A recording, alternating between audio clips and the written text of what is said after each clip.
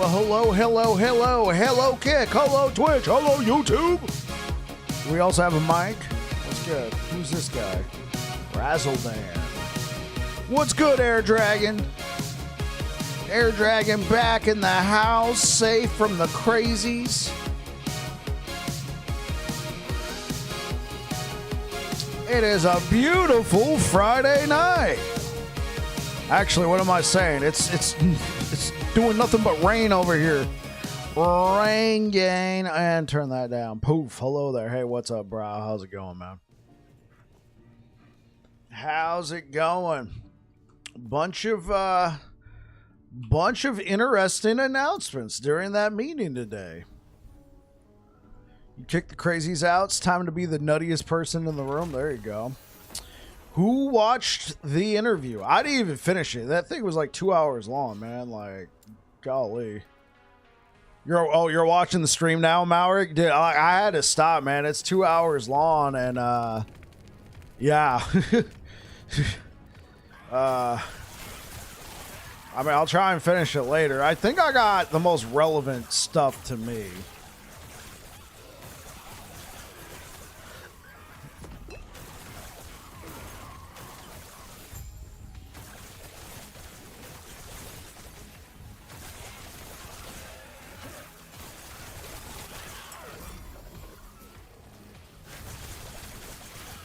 How am I feeling about Sentinel?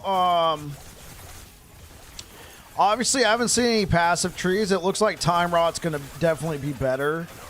Though, is that going to be like, I mean, obviously Time Rot, that's probably going to be a Void Knight specific thing. Electrify is going to be a Paladin specific thing. The changes to Javelin, I think, will be interesting.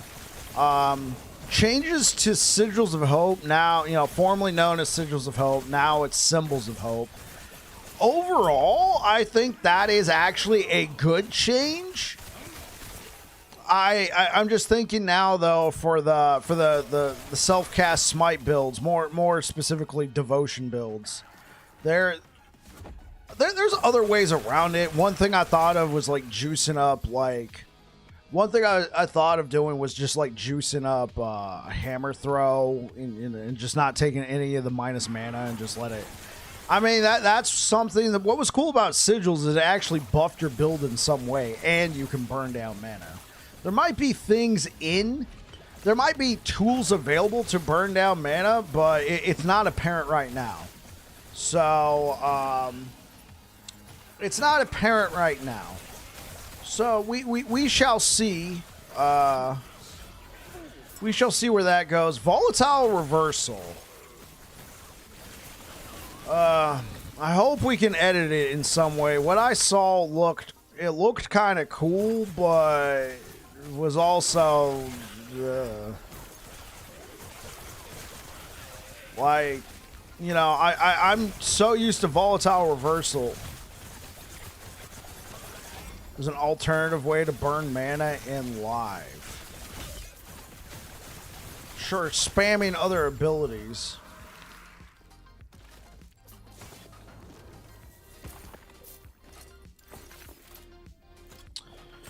But yeah, Volatile Reversal.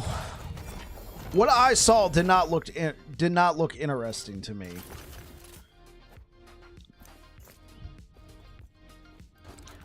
It did not look interesting to me in the least. Actually, no, that's not that's not a fair assessment. It did not look interesting to me, but. Of course, we'll still check it out, but it looks like it has like a little bit of a wind-up now, because currently...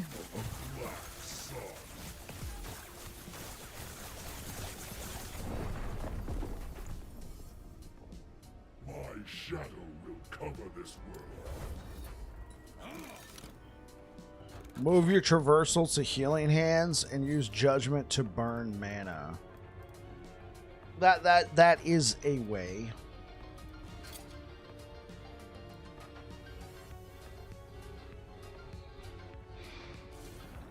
It did look like Judgment caught some changes, but not like a ton of changes.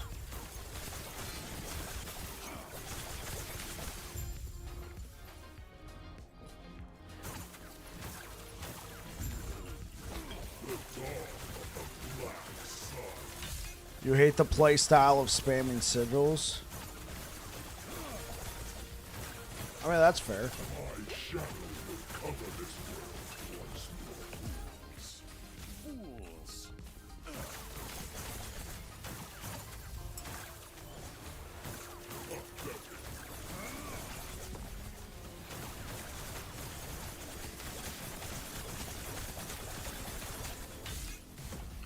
My vengeance will be paid in ash.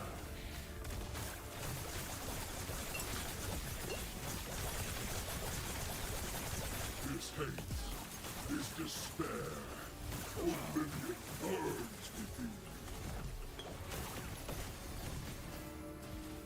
This world burns with riot.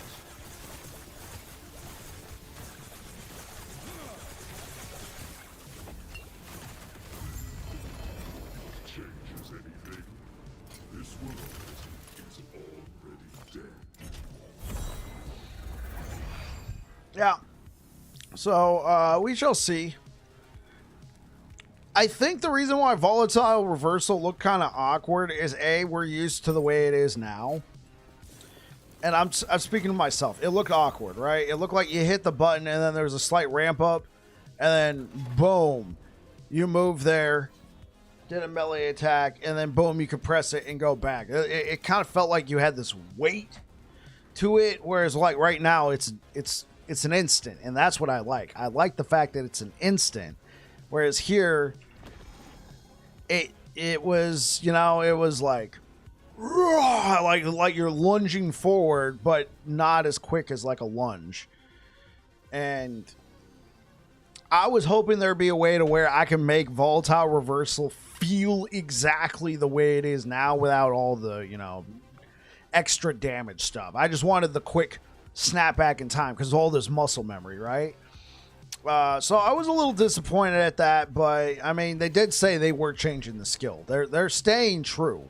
They are staying true. They are changing volatile reversal, and I believe they said it would be a completely different skill. They weren't lying. Like, it's a traversal skill now. If you guys didn't know, volatile reversal was a movement skill, but not a traversal skill. Now, you can do some stuff with it to kind of change it a little bit and turn it into a just purely a what's the word? You can turn it purely into just a movement skill by pretty wild stuff. What's good, Chriskin? You don't completely like. Here's the thing. I don't really like combo skills. Other than like Rive, which is a combo that just automatically happens. Like, I didn't like Anomaly as it was. What I ended up doing was turn off the combo portion of it and then, you know, take the time bubble stuff. So with volatile reversal, jumping forward and then pressing the button in time to jump backwards, it kind of reminded me of the javelin skill almost. How you can how you can throw down the javelin and then charge to it. That ability was okay, but again, it was another combo skill. I liked pushing the button and then that's it. Though I don't hate on having combo skills in the game. I think that's cool for me personally. I don't think it's a combo skills are bad type thing.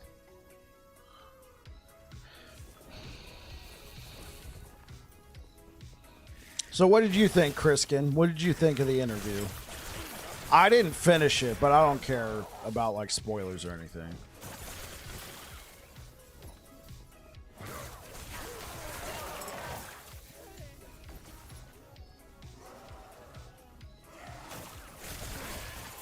I did see the change they made to Vengeance. And one of the things I thought is, wait, what? First thing I thought of when I saw that change. I think it was interesting the health per level should help offset the idle changes. Yeah, and then, you know, the double HP idols were kind of, well, these are almost best in slot for any health-based build. Felt like it kind of lacked any interesting possibilities there. You're just like, I'm stacking more health here in my idle slot.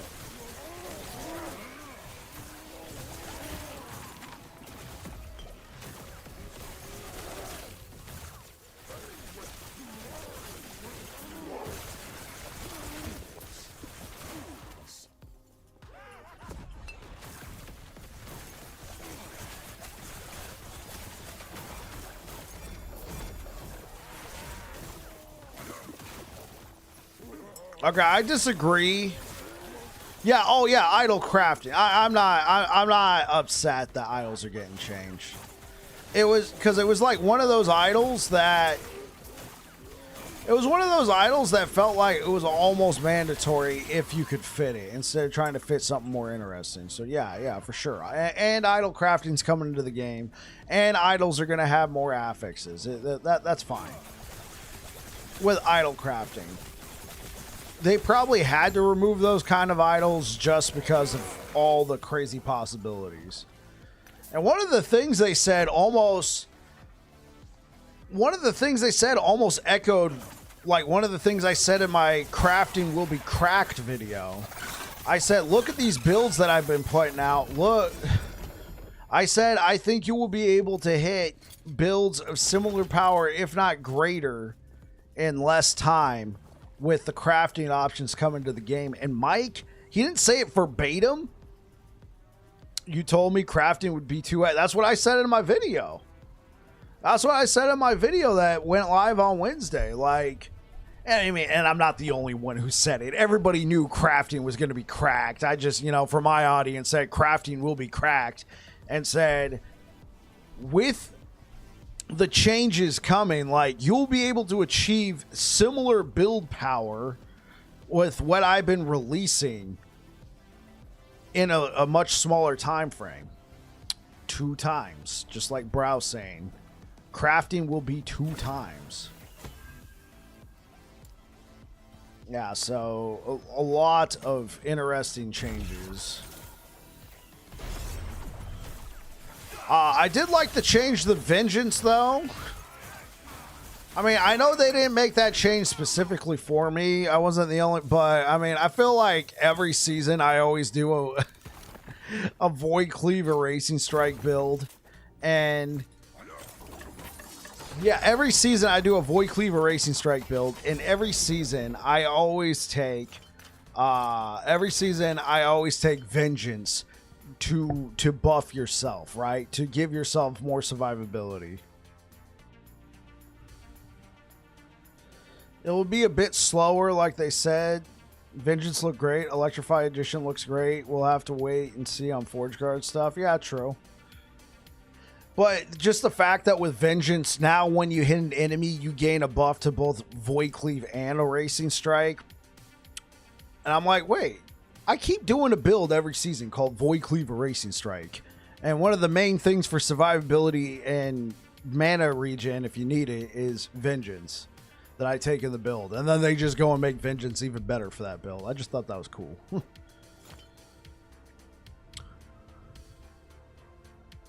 Sigils basically being an aura. Yeah, right before you got here, Chriskin, Brow and I were talking about it. Because first thing I thought of is this a rip? Is this a rip to self-cast Smite Devotion builds? And because they now have a cooldown, right? They were always the biggest thing was just you would spam them. Overall, I think it's actually a good change because I think it's going to be a lot more interesting for other builds. And then Brow was already offering some suggestions, like you can use Devotion, you can use not Devotion, you can use Judgment. Not that a lot of people do it, but like self-cast Void Knight builds who wouldn't have access to the, Judgment. I wonder what else they could use, because you're not going to burn down enough with Devouring Orb. You can't spam.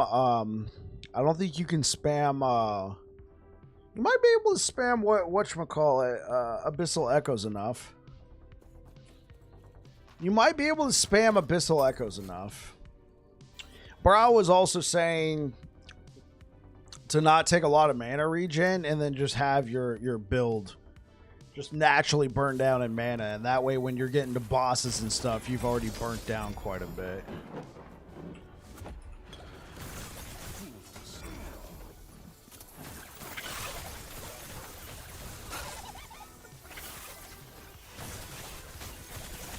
Yeah, but looks like a lot of good things. People really excited about Heartseeker.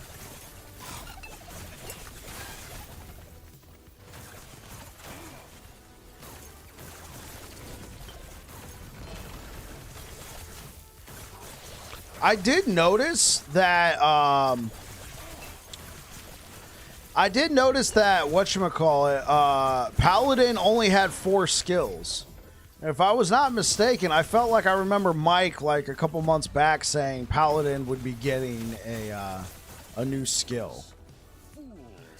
Maybe he meant for later on down the road, and I just assumed with this patch being, you know, the big Sentinel patch, that it would be coming with this. But I noticed when it will not be this patch. Okay. Because I noticed when Carve was sharing his screen, Paladin didn't have a skill. Well, I mean, it has skills. Only new skill is Heartseeker. That's fine.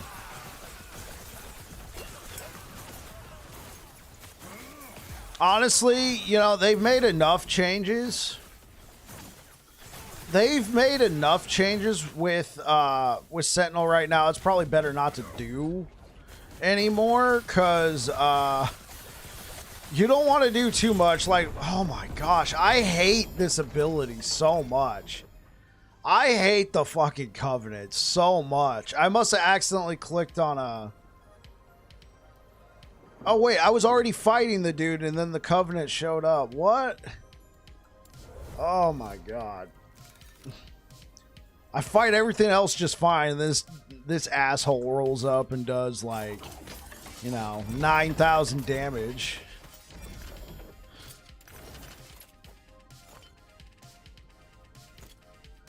So, how was your guys' day today? I got something in my eye right here.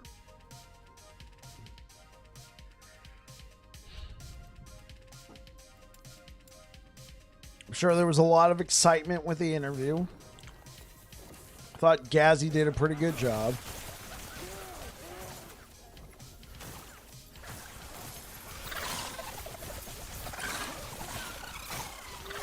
Dot reduction, yeah. I thought that was good. Cause it was just really hard. Like it felt like that was the only way they could make the game difficult at times. Like, oh, here's this new thing, and we're just going to give it a bunch of dot damage. You know, it's not going to scale as high.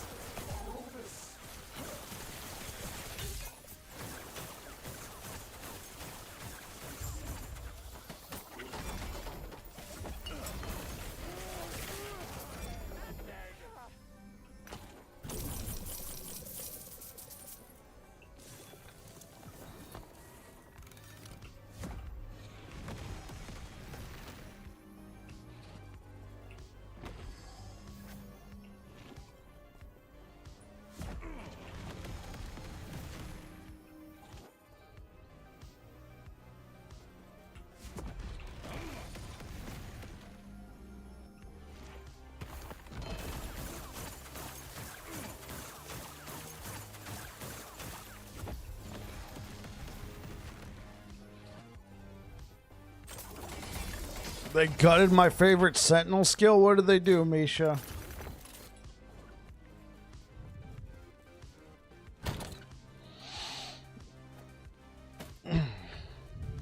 Yeah, yeah. I was disappointed as well. Did you see Gazzy's stream? I saw about half of it, Krish, over on YouTube.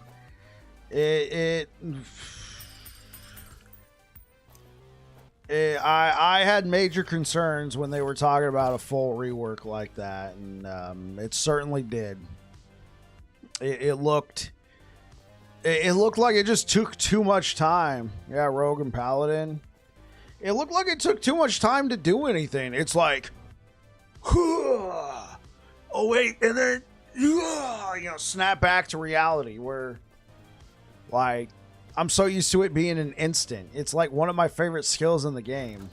My muscle memory is gonna just be not gonna be good.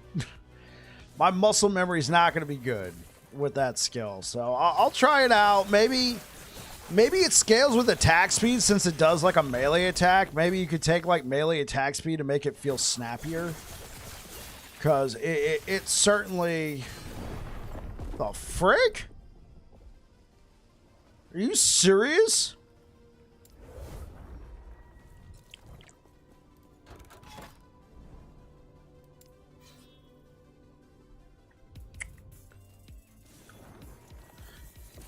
I think it does. So maybe it requires melee attack speed to feel snappier.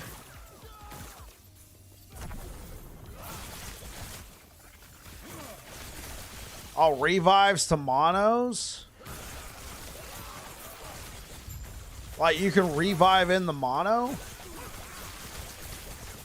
Then I feel like, nobody would like try and survive anything. They would just build pure damage. Like nobody would care about survivability. All you'd have to do is build just pure damage, and even if you died, you could just revive. Like for the people who aren't insane blasters, I could see why you would want to be able to survive, but like you don't want to be wasting your time. But for people who just blast all day, you just build pure damage. Who cares? You're not losing anything. You can just revive. Now, if you're talking about like a revive count, I could possibly see that.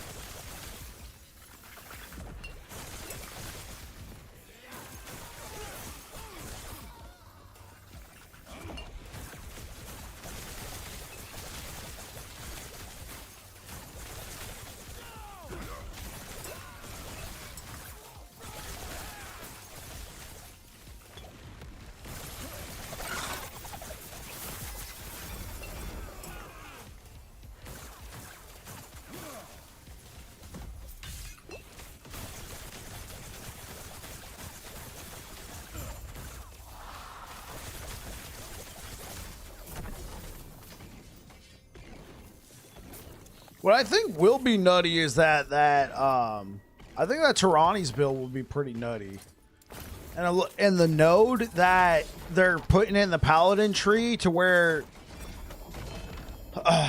the node that they're putting into the Paladin tree that gives you a shock chance, it gives you electrify, and that sort of thing, like more buffs for electrify and more damage over time. The thing I liked was the chance that it gives you a shock chance. That way you don't have to like try and take an idol or get it on your piece of gear. You just have to take a node in your passive tree and boom, you got yourself a shock chance. Okay.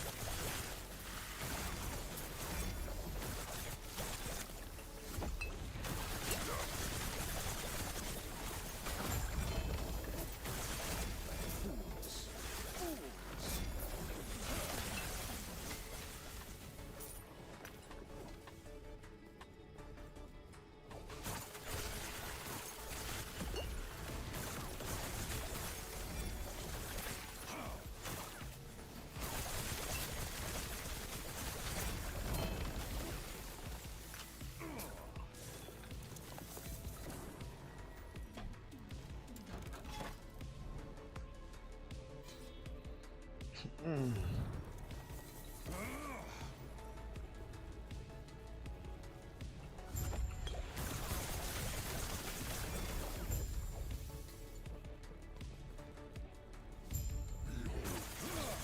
dawn of the black sun.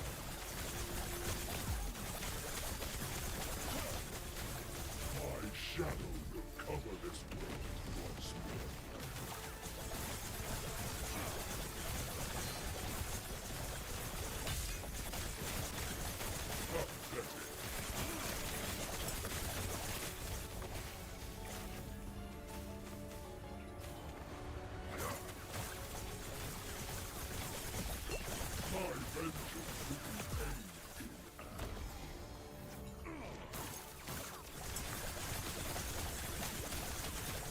This hate, this despair, oblivion burns within me.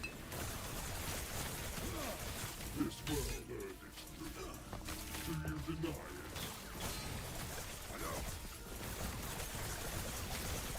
My shadow will cover this world once more.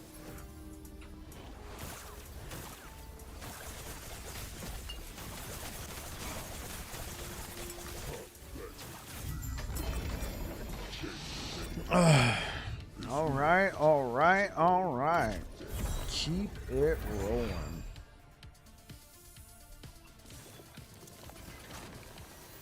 How fast can you VR now?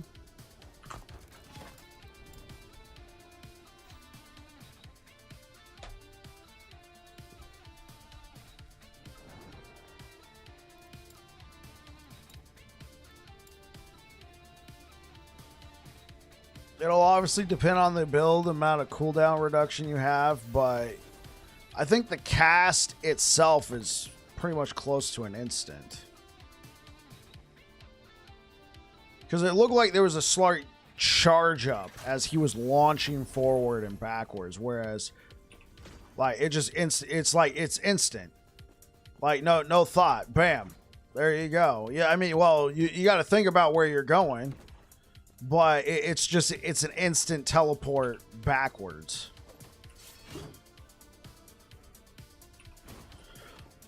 Oh, dude, that might be like if you could still turn Void Cleave into a hey guys, if you're just tuning in, we will be going back to Sorcerer real quick. It's just obviously there was a lot of I wish there was a lot of there was a lot of information being revealed about Sentinel today, so of course there's some questions. So the cast it's an instant. Now you got a 3.6 second cooldown. It looks like it will be faster on the new volatile reversal. I guess it'll depend on how flexible the combo is. I know you can remove like one section of the combo. You can make one section like teleport you forward just a little bit, but you can't remove like the whole first part of the combo. Like you can remove the second part of the combo according to the screenshot, so you only teleport forward, so to speak. That could be interesting. I feel like if you're already taking Void Cleave as a traversal, it definitely feels like they're trying to solidify volatile reversal as not being mandatory. It's just kind of another... It depends. We haven't seen the entire skill tree.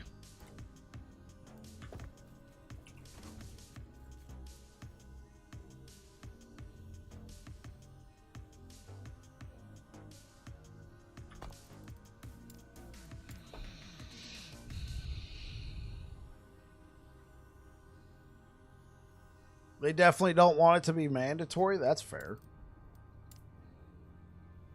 Because, I mean, why? What's the point? Why did they make all these changes? Why did they make all these changes then? To just turn it into another mandatory skill you got to take. Best... is it now like the best traversal skill for Paladin? I mean, maybe if you're a melee build, it might be good. It probably scales with melee.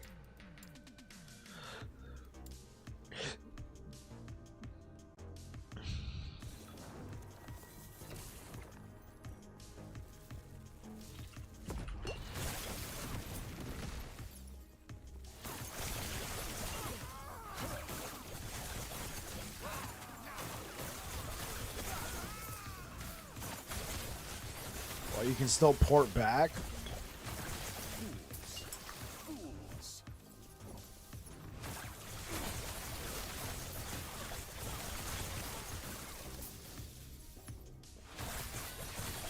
So port in, fight, port back. That's true. I mean, they've definitely taken it in a different direction.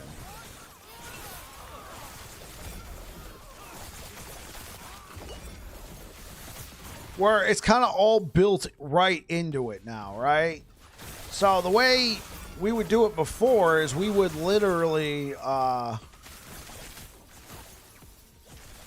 and pull the orbs with you. I mean, obviously they've taken it in a different direction from the way we were used to it.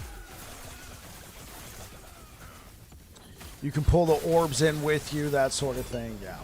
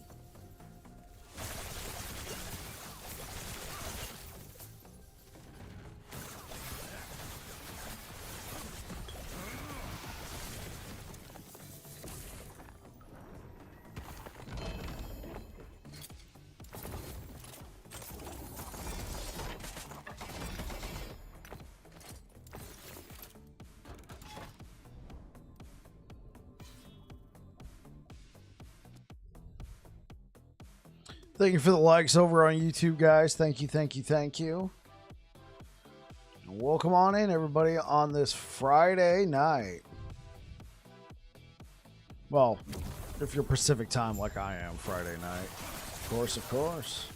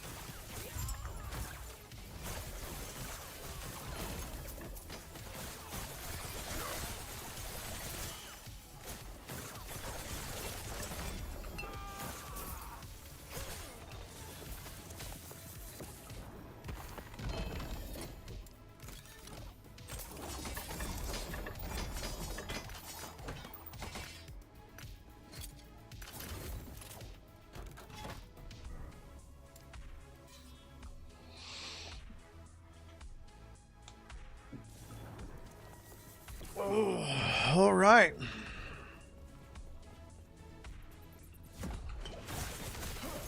I'll definitely try and push this build closer to 800.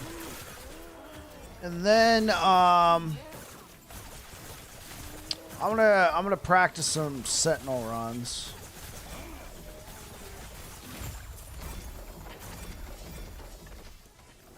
Not tonight, but like the next thing I'm gonna start doing is practicing some Sentinel runs.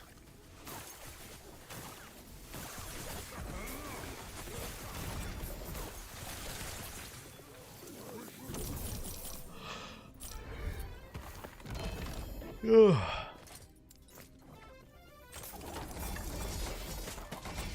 know, one thing I've not done for a while,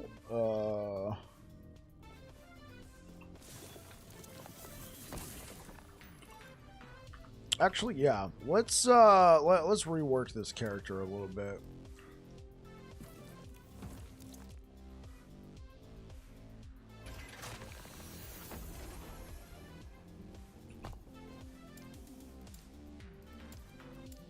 So we will get rid of that, and we will get rid of that, and we will spec into that, and we will spec into that. All right, and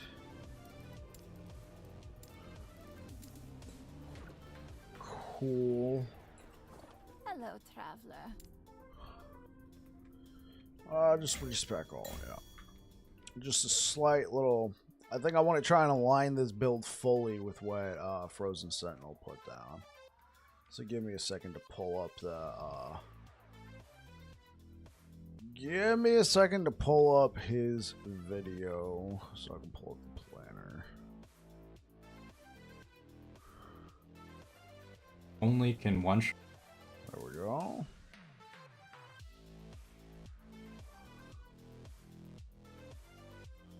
Okay, let me go over to. No, we don't want to do skills yet. Let's go over to. Do not dwell on regrets.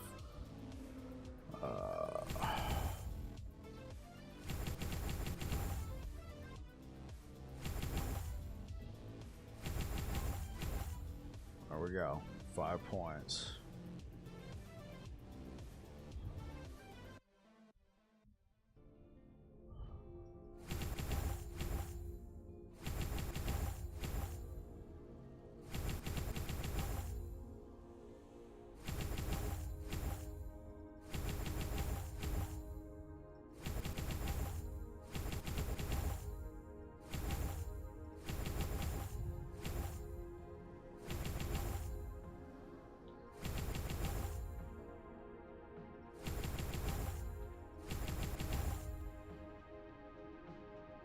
Okay, cool. And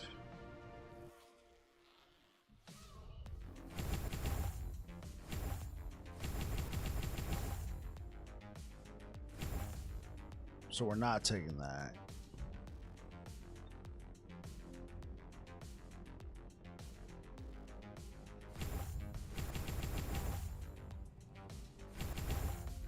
Put the rest of our points right here. All right, cool.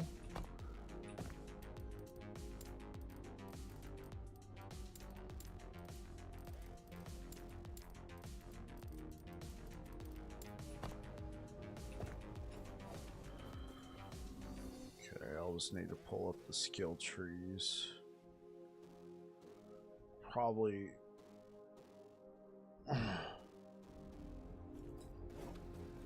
All right, let's go spin some favor.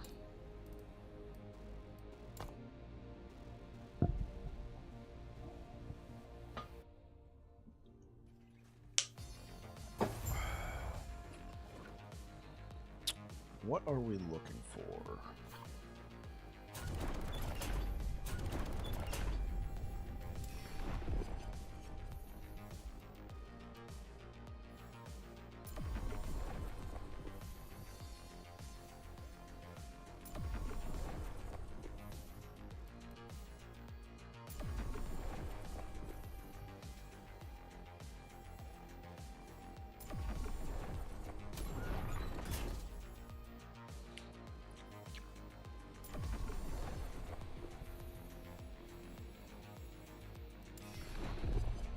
We should grab a couple generic, like, purple belt prophecies.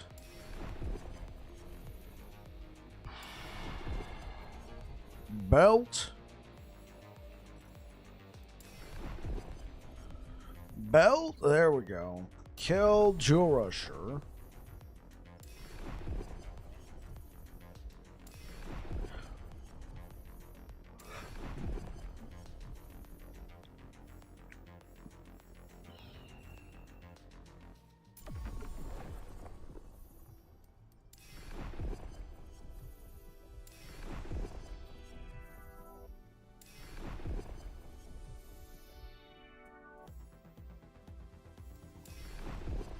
on, give me some belts.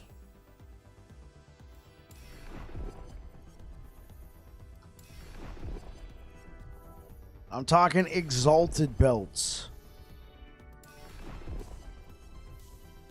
There we go. And any done. Great.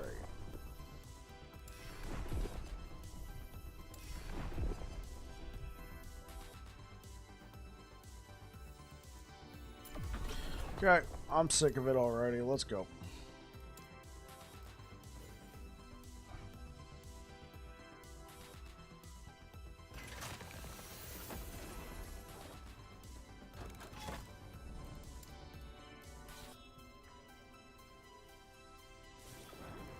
Hey, what's good, Mahogany?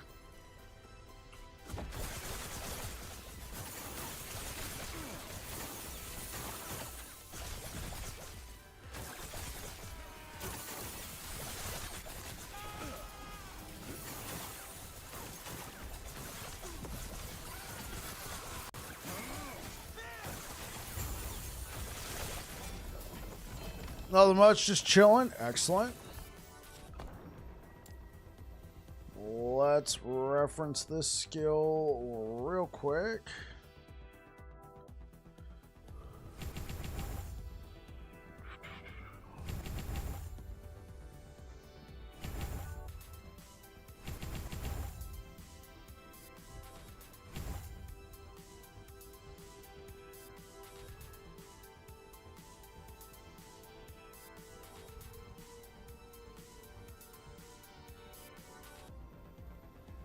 Huh.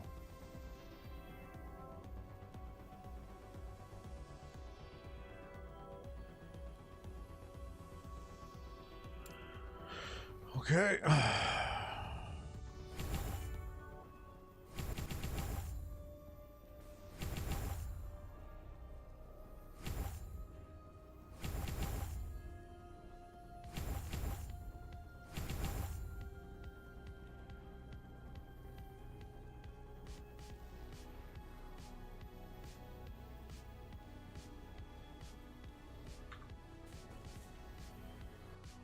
Thank you for the likes over on YouTube, guys. Nothing much, just chilling.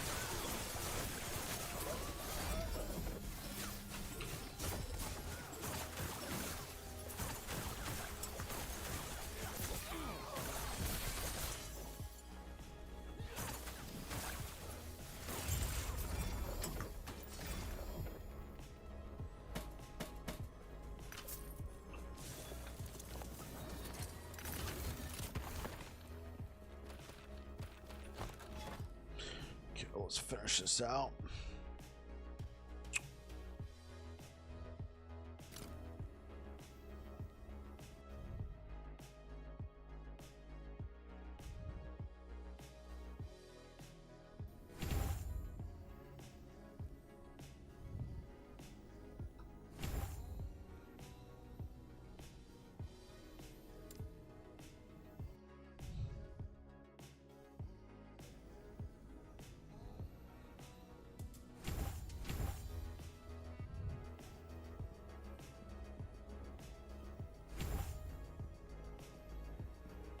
There we go.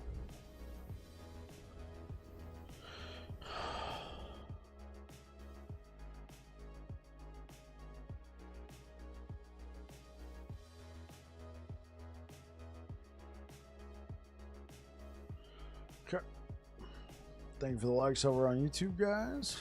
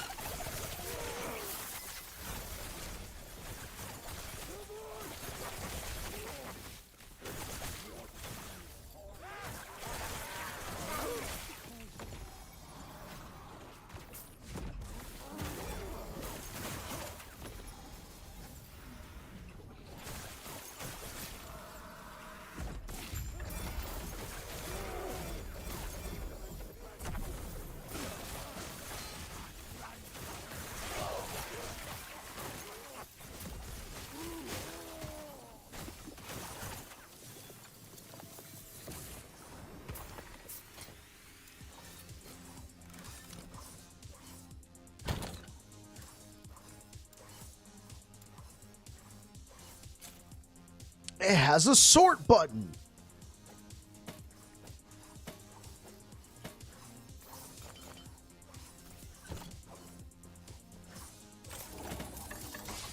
Sort. Indeed. What quality of life does your game have? We have sort. I'm gonna grab some juice. Be right back, guys.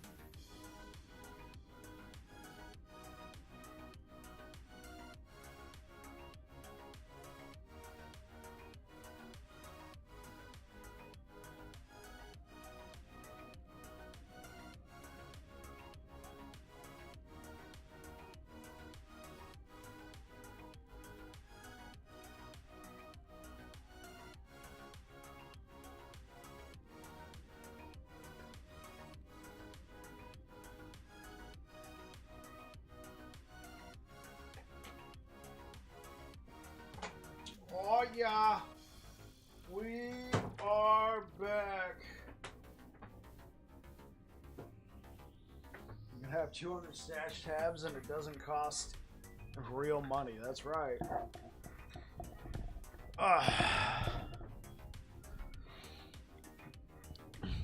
One thing that I noticed as well, it definitely seems like, though they are disappointed that Path of Exile decided that they're gonna, do a patch, it doesn't sound like they're changing the date. They just said we're focusing on. We're disappointed they decided to launch, but we're focusing on our own launch.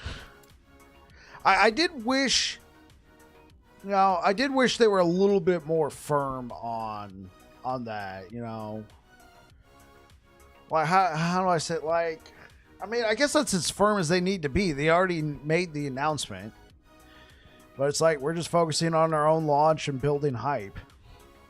I guess you don't really need to be like, they chose to fuck with us and now they're going to pay the price, man. They're going to get cut. We're going to crush GG. Yeah, they don't need to go that far.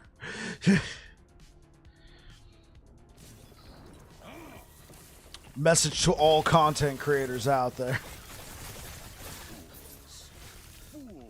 Why make content for... It was the right move. I agree. I mean, I don't know about you, Kriskin, but like, I've taken time off that can't really.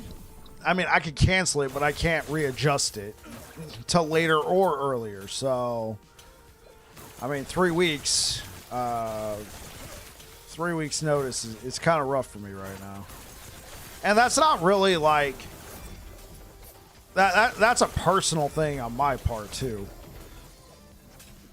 Because my job's just a little extra special right now.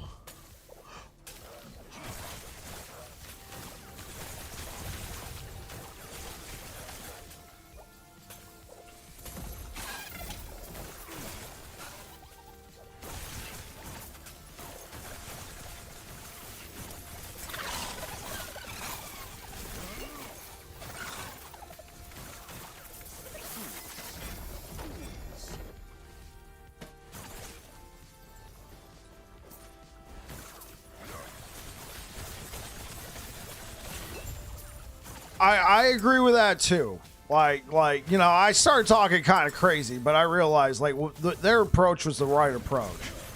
But you just say, hey, it is what it is. We're focusing on our launch, and good luck.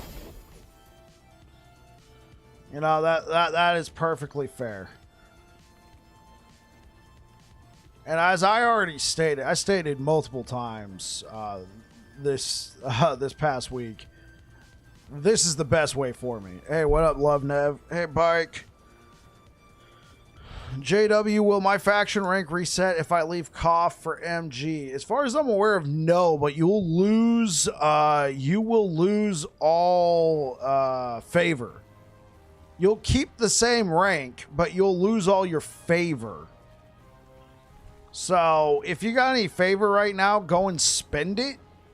Preferably on another character, because you can still be like on one character have Circle of Fortune, and then on another character have Merchant's Guild, but it resets all the favor across all characters that were Circle. Am I understanding that right? Does it reset the favor on all characters or just your character? You won't lose your faction rep.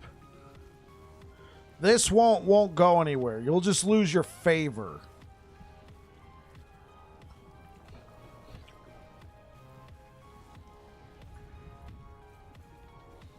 That's true. I mean, you also got to worry about your items. If you have a bunch of Circle of Fortune items, I feel like it's easier to leave Merchant's Guild for Circle of Fortune than vice versa. I mean, it's not impossible. Like look at this. Pretty sure I could use this even if I was Merchant's Guild. It can't be traded, but it doesn't have a Circle of Fortune tag. Whereas that most definitely, these most definitely have Circle of Fortune tags all over them. These are all tagged up.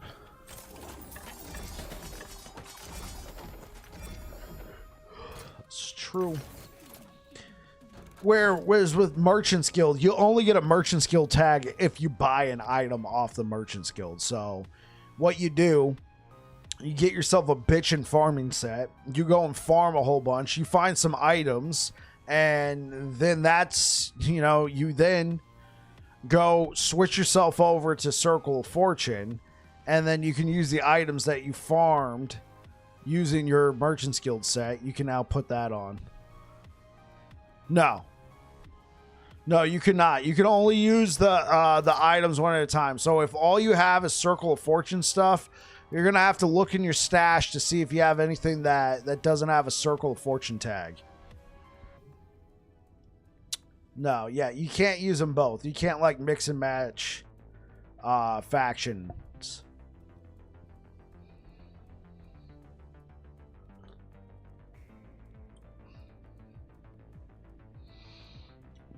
It was to prevent people playing Circle of Fortune and reselling an MG.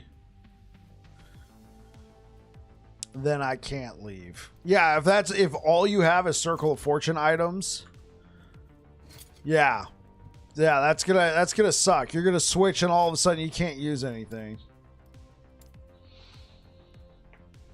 You would have to look through your stash and see if you have any gear that doesn't have a tag, you know?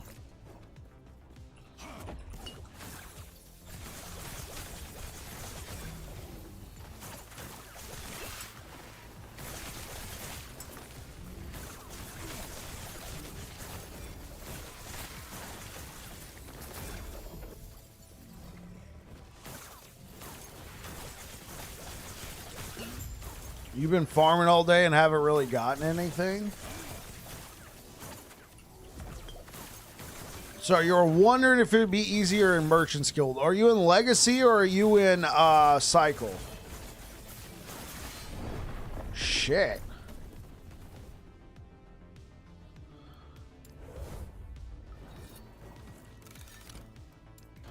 Because I can tell you right now, in Cycle... You're in Cycle. So the Merchant's Guild in Cycle right now, they have some good items, but it's going to depend on what build you're playing. Because like the top tier builds, all those items are either all purchased or what items are left, people are asking for, you know, ridiculous amounts of money. Like we're talking like in-game good to go, right? We're talking about in-game best in slot items. Now, you can get yourself whatever. Ballista Falconer. Yeah, that's a very popular meta build. So a lot of the pieces for that are probably like... Here, let me go check for you. All right, this is something I like to do for you guys. Don't leave Circle of Fortune just yet. Just feed me a couple items. All right, and you can see it. What do you need like any plus levels to Ballista?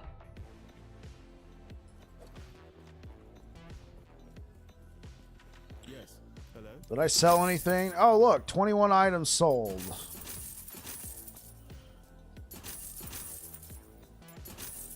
Well, you could probably craft that yourself. If you only need a +2, you can craft that.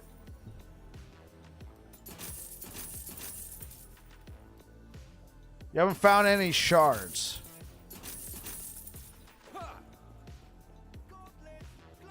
Okay, so you need a body armor.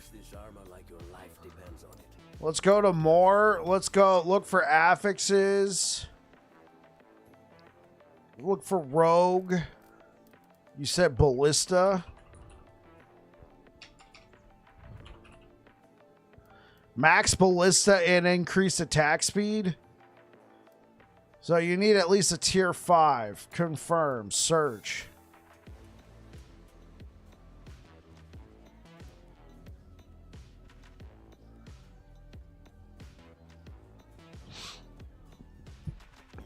Okay.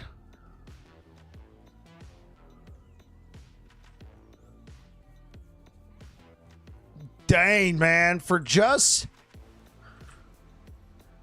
one tier 5, 10,000. I feel like you can do that pretty well with Circle of Fortune. Malvern's Witch? Oh, okay. Now, for reference, let's go ahead and see how much it would cost. Okay, 200,000. Assuming more players come back, it's not going to be too bad. This isn't too bad right here. I don't think this is too bad.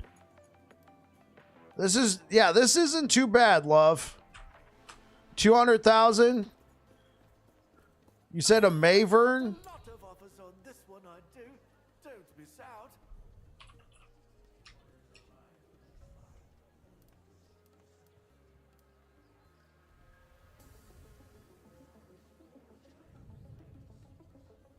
Oh, Melvern. I'm spelling. Melvern's Writ? Now, I found a ton of these in Circle of Fortune. Cheapest is 0. Honed. What's a Utherin?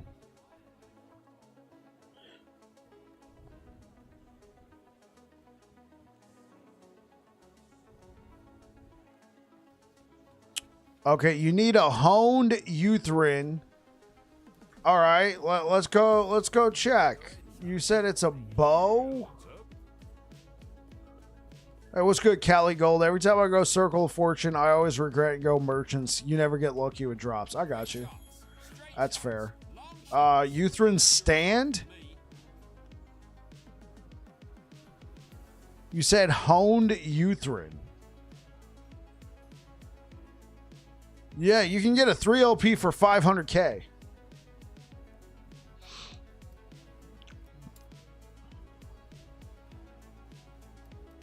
Hey, I mean, you have like 2 million in gold. That's actually not too bad.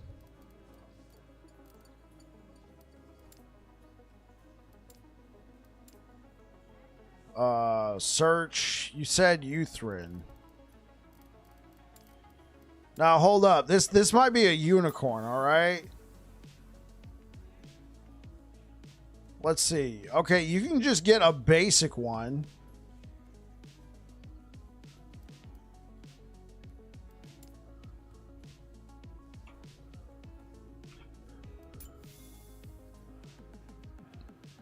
Oh, okay, yeah. No. It looks like I'm looking at this. It looks like it's not too bad to get one. Look, 500k, 680, 480. Let's go lowest to highest. Looks like yeah, okay. You got plenty to pick from. You know, sometimes like you'll find one. I call it a unicorn because you look, it'll be under newest first. And you'll see it, and it'll be a cheap price. You're like, oh, and it looks great, right? And you'll be like, oh, this is perfect. Bone Clamor with 2 LP. Now, that one might be a bit more expensive because that's used by multiple builds. Warlocks definitely want themselves 2 LP Bone Clamor, but let's take a look for you.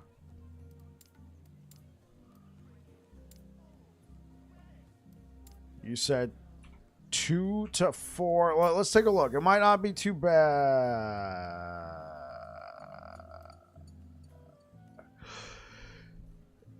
Yeah. Oh my God.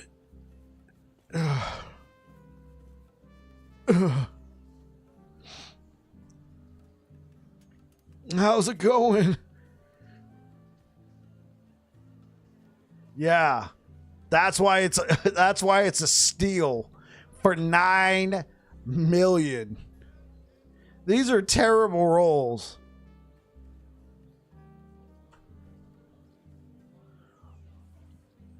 You guys see why I've had an issue with Merchants Guild? Like, just some items they charge so much.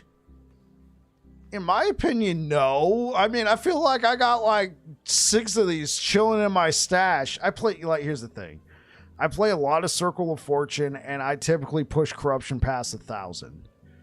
right? Well, not typically. I typically push corruption past 500, 500 to 700. And then I got a couple builds that I push past 1,000, right? So at that point, you're finding just a lot of just good stuff. You're like 200, corruption 200 right now. Well, if it's your first build, you're working on it. It's going to take you a while to get there. Okay, and then you said Kestrel. Kestrel should not be too bad. That one has...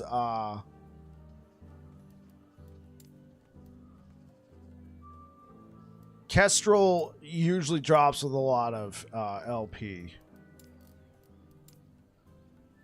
Yeah, let's just look for 3 to 4 LP. Yeah.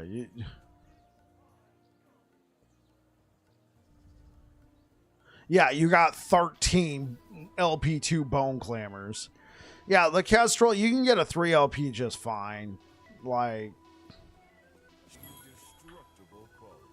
here's the thing, man. Here's where I knew Merchant's Guild was not for me. When I cycle started as Bleed Hammers.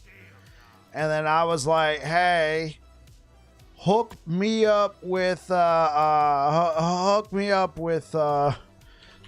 Dragon Bone Axe with Bleed Chance, right?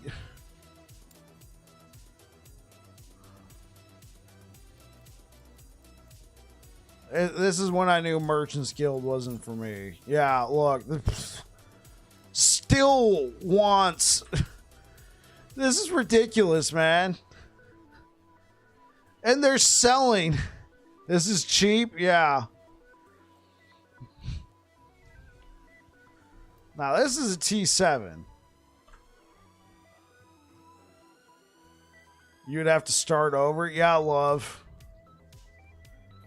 Yeah, and then I was like, oh, you know what? That's all right. I don't need to play that build. Let me just go play a Smite build. Right, let me just go play a Smite build. Let me go buy a quick tier 6 Smite real quick. You know, let me just go buy a quick tier 6 Smite real quick, and we'll get off to the... Fuck.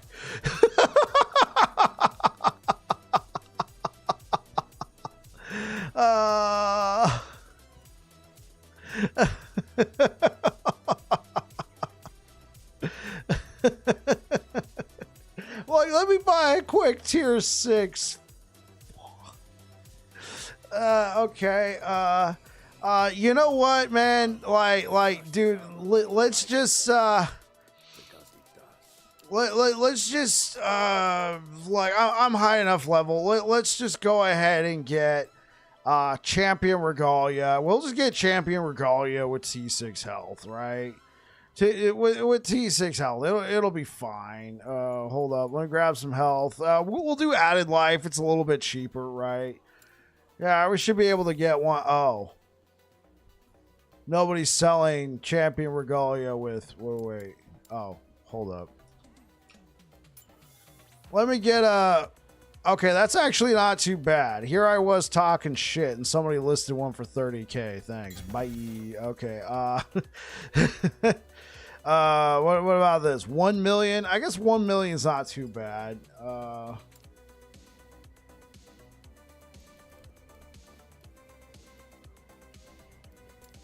What about... Wait, nobody's selling... Nobody is selling a single Champion Regalia with T6 increased health? Oh my god.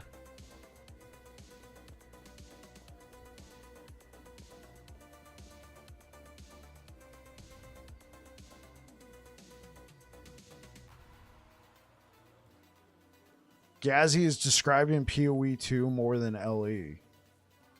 What are you talking about, Callie? Are you listening to the interview right now? It's been up for 168 days. Yeah. Indeed.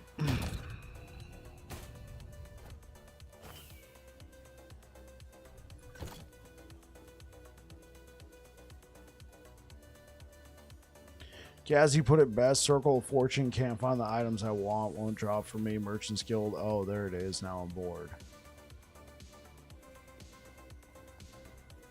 Huh.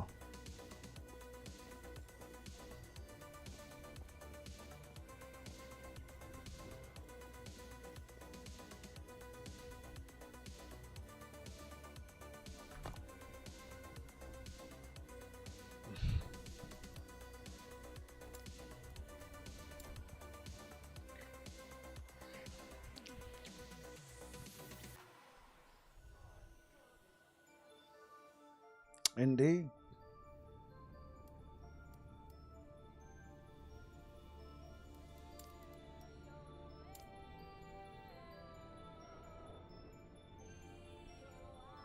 Buying and selling? Yeah, like you have to play the game differently. I think I've already told you guys enough times. I don't even like stopping to buy prophecies. Like, if I really need gear, then I will go, purposely do prophecies. But for the most part, park my butt in a timeline and just blast mono after mono. Sometimes just getting what you want really isn't what you want.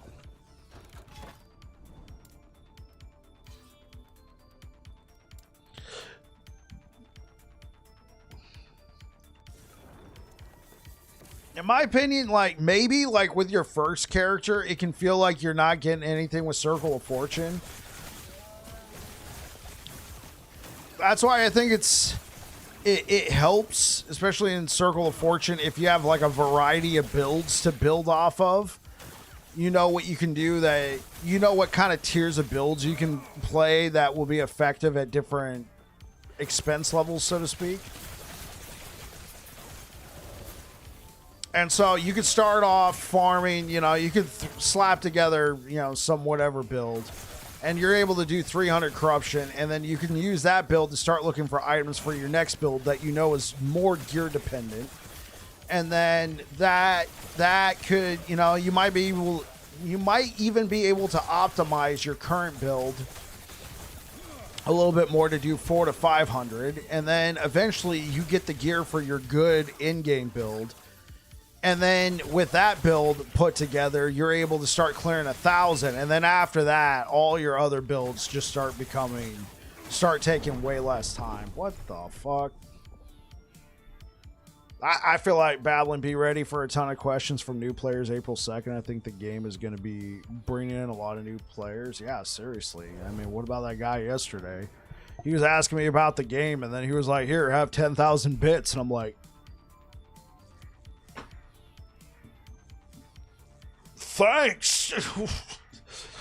Remember me next time you got a question. To the shock of no one, people feeling like they have accomplished something by getting that item. MG and Circle of Fortune can both fulfill that need. It is really up to your personal mindset. Sure.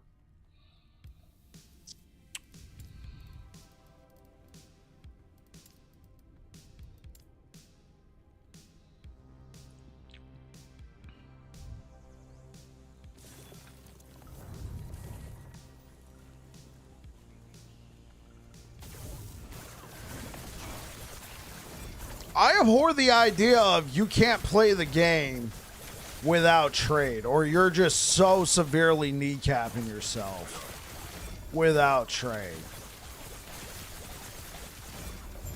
Like, I always played Diablo 3 solo. Occasionally I would have a friend, only occasionally have a friend who would want to jump in and play. For the most part, it's just me blasting on my own. And you know what? I knew I was at a disadvantage compared to the people who were higher up on the leaderboards, but I would still get onto the leaderboards. Playing completely solo, so. I feel like Ellie did a good job. Ellie handles it so perfectly. I get it.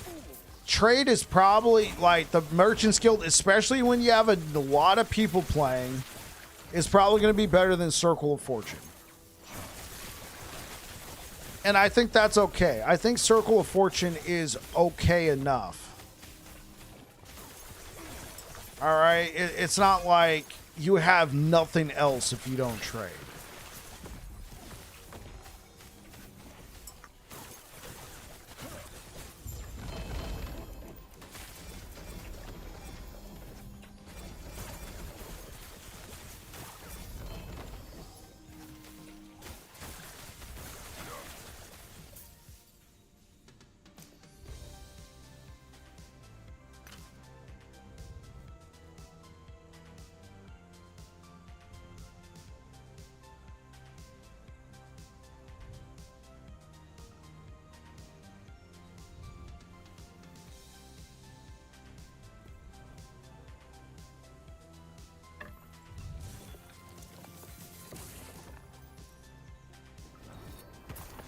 it makes Circle of Fortune better, but it's also, it's going to disrupt the market, man. Like, are you just like, I guess people are going to have to be paying attention to whether or not it has a T7 and whether or not it has high forging potential now for the market. Like, PoE 1 and 2 needing that actual communication is a bit jarring for people, so they are not used to that style of trade. Yeah, that's true. Because you don't have to actually contact anybody in Last Epoch. You just go to the bazaar. Yeah, I agree. Ellie did it very well.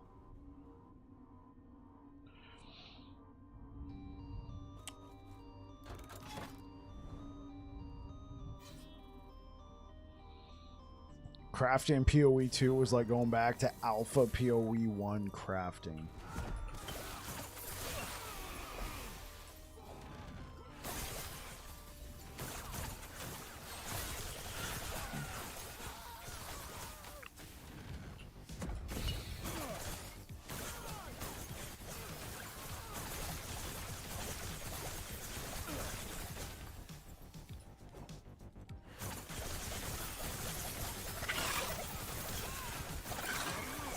Yeah, but I'm ready for new players to come in here. My channel will probably be... Because what's going to happen, I feel like this happens every time, like a new content update comes out. Obviously, you guys know I'm a smaller creator. And so what happens is you have, like, the names that people are more used to seeing. Like your, you know, let's use Last Epoch, for example. Your Perry the Pigs, your Dreads, you know, especially when something new comes out. Those guys, they're eating good. Especially those guys. Good for them. Right? And so then, you know, new players go in there trying to ask questions, and guess what? Their chat's going by pretty quick unless they're in slow mode. So then what will happen is those people will then start to filter into my stream asking questions. And I think that's good. I think that's good. That way I can answer questions for them. So as Callie said, yeah, it's happened every launch. So I'm ready for it. Also, the price fixers and the people who ignored requests drove me nuts.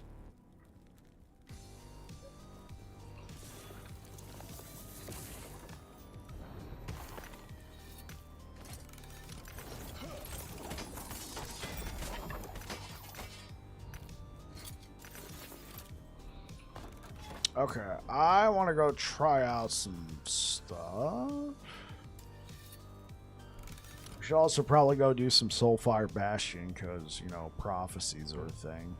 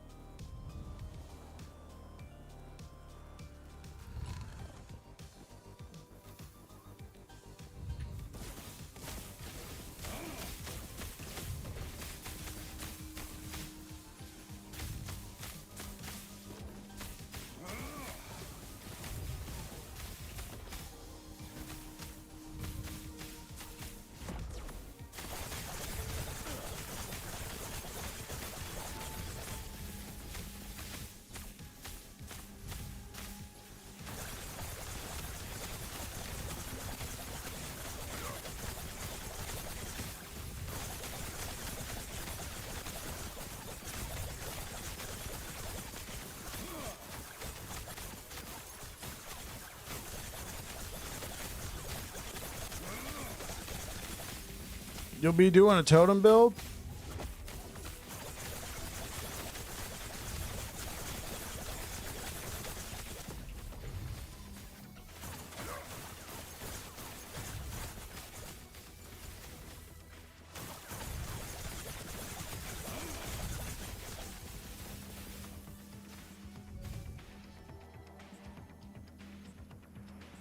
Okay.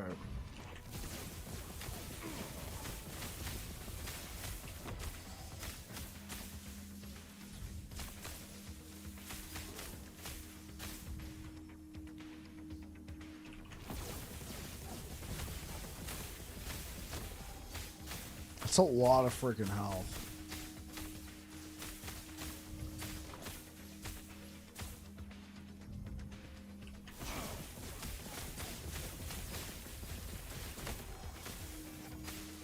Totem's great.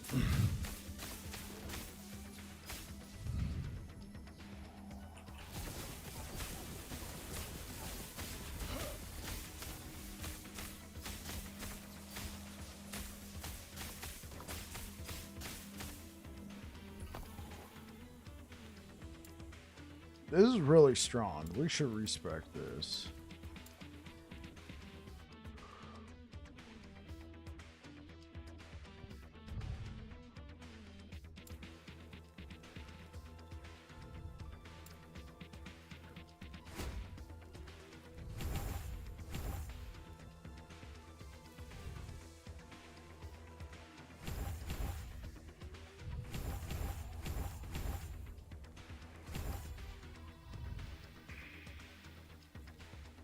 Okay, well, we need to go level it.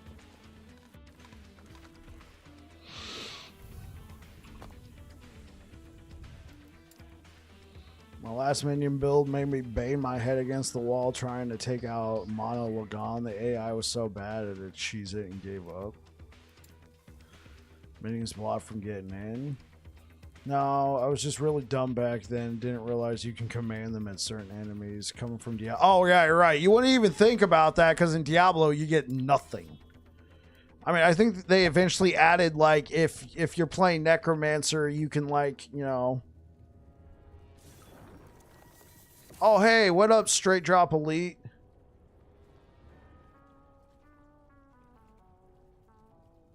My bad.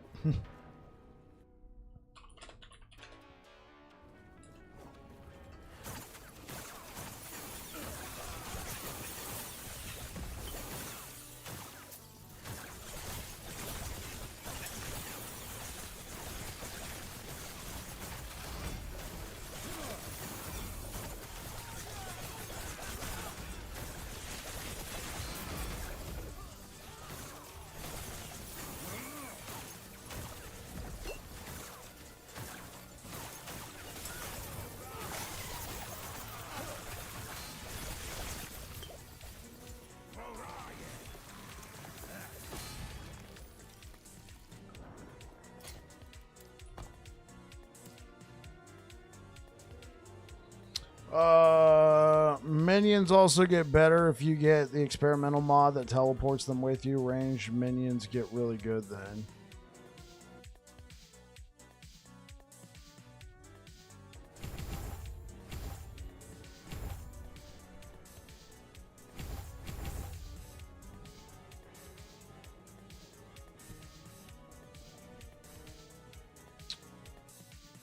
Thank you for the likes over on YouTube, guys. I appreciate it.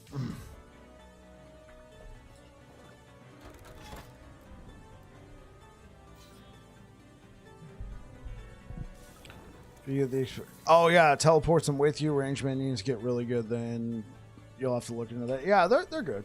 They're good.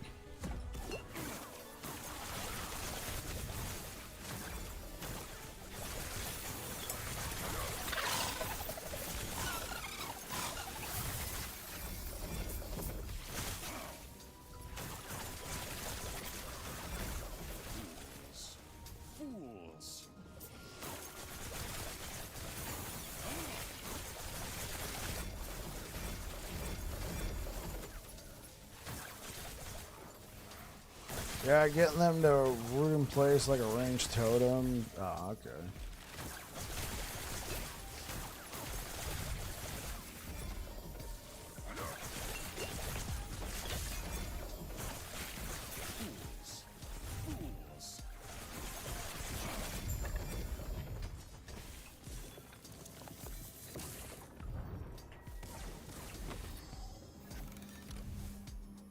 Comes back way faster.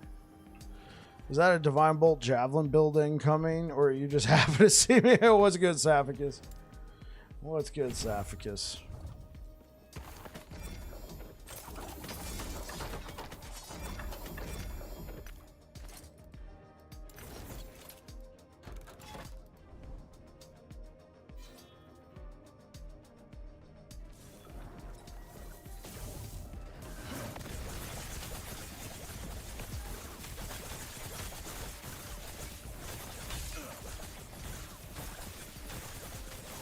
So many that stream had so many leaks.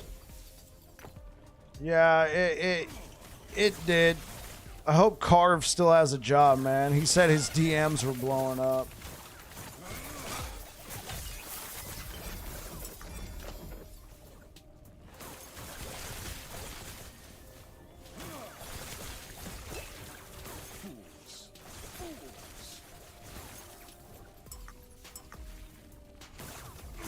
Mike said he was fine. I would imagine if Mike says you're fine, he's good.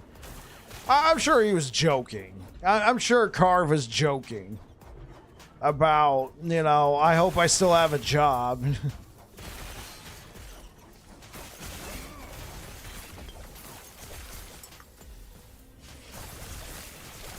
What did he go rogue about? Oh, well,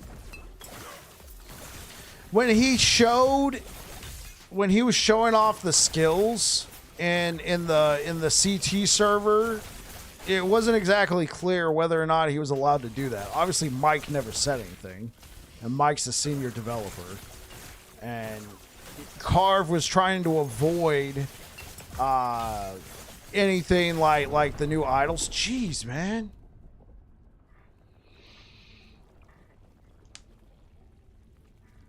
And then he was showing off the Heartbreaker skill. Yeah, man.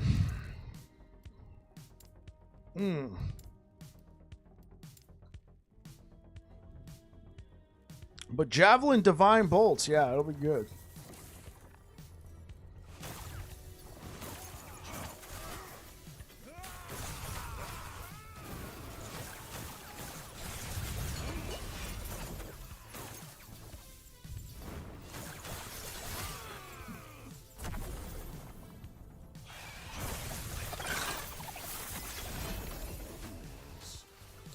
Yeah, I did feel like they were a little bit loosey-goosey.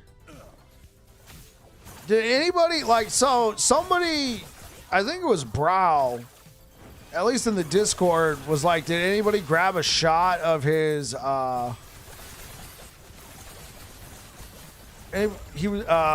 was saying, did anybody grab a shot of his sword? You know, the set sword?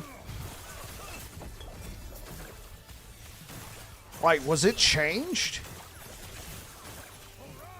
I know they said they were going to be changing some of the sets. Did it have, like, a different, like, set bonus piece?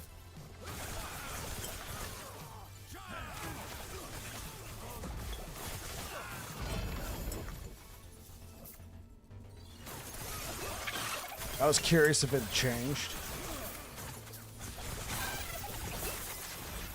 Intentionally use old equipment.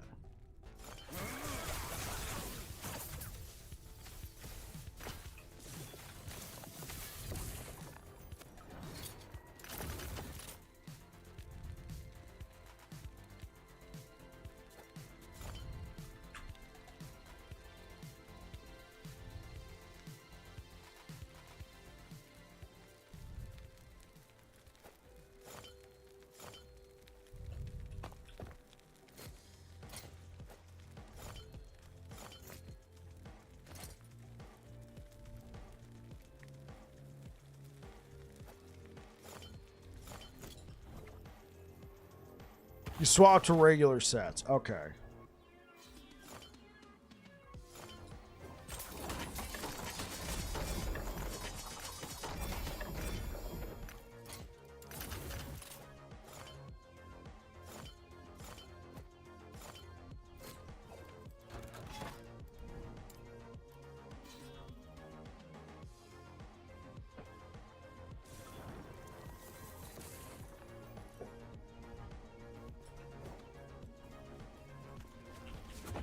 He had full sets on, so I'm thinking Shard should go on the same item types. Oh, they confirmed that, Saphicus.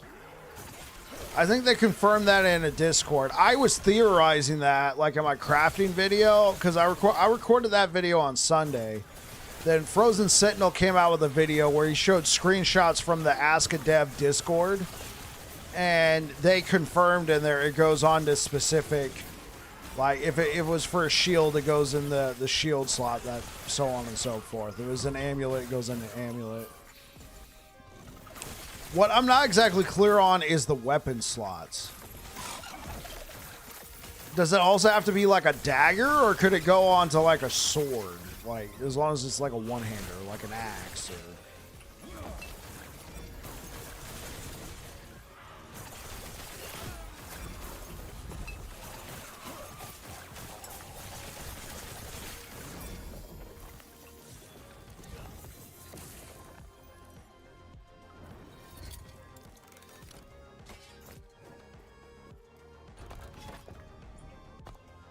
Okay. So what is different?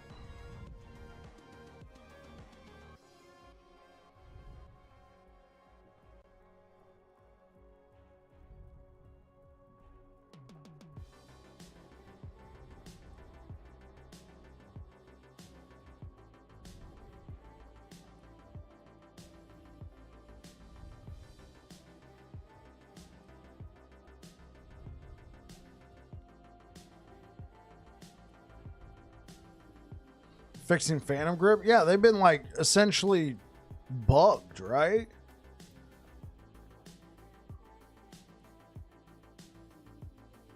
Look at my. I was not expecting that. Okay.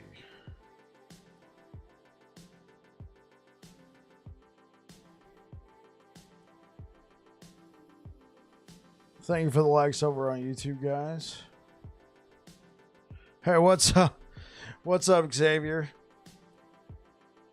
And new volatile reversal feels a bit like Healing Hands, but void. It looked a little clunky to me, Saphicus. I was not overly thrilled. Are you excited for the new Sentinel? I mean, I think there's some good things coming. It's going to change up a lot of my builds. What If Theories, thank you for the subscribing over on YouTube. Yeah, we are getting close to 1,000 subscribers, guys. We are getting close to 1,000 subscribers on YouTube. I'm very excited for that.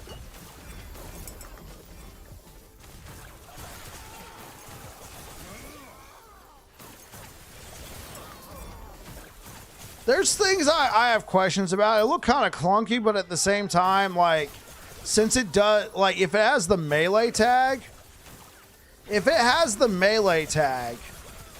it might scale with melee attack speed, at which point it might not be all that clunky. But spamming orbs, volatile there and back through mobs or bosses could be a build. I agree. There could definitely be, like, I'm talking about it purely on a, this is what it used to do, this is what I'm used to. You know, maybe I'm an old curmudgeon at that point.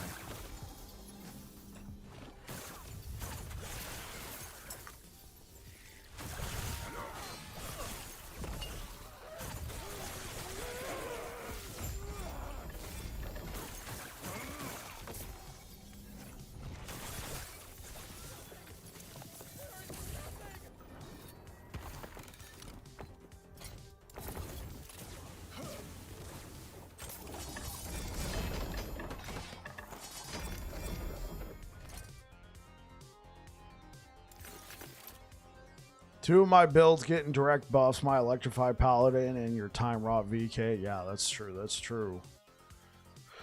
Thank you so much for the likes on YouTube, guys. I really appreciate it. Let's go take a look at our... I want to go take a look at the YouTube channel.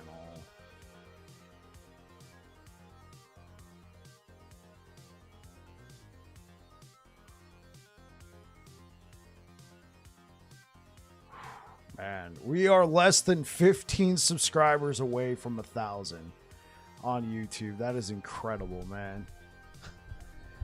That is incredible. One of my goals for this year was to hit 1,000 subscribers by the end of the year, and man, dude, you guys have made it possible.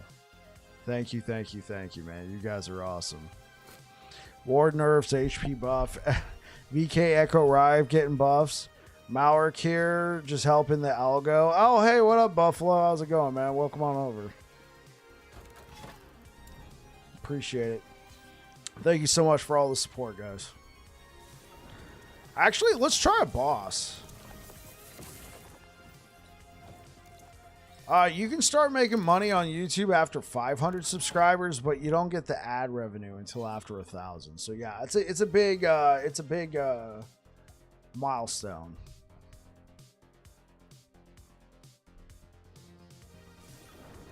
Like people can like super chat, super thanks, and then you can also have memberships, a lot like subscribers on Twitch. But then, like, the ad revenue is after 1,000 subscribers. Oh my god. Okay, I'd like to point out, yeah, that is my own fault. Like, that is my own fault because I got Ron Warp. I teleported backwards, then I meant to teleport forward, but of course Ron Warp teleport me right back into it. 13,000 damage. Oh, no wonder. They got 40% increased damage. Oh, gosh, no. We want... Okay, so... This setup that I'm using right now is pretty much Frozen Sentinel's exact build.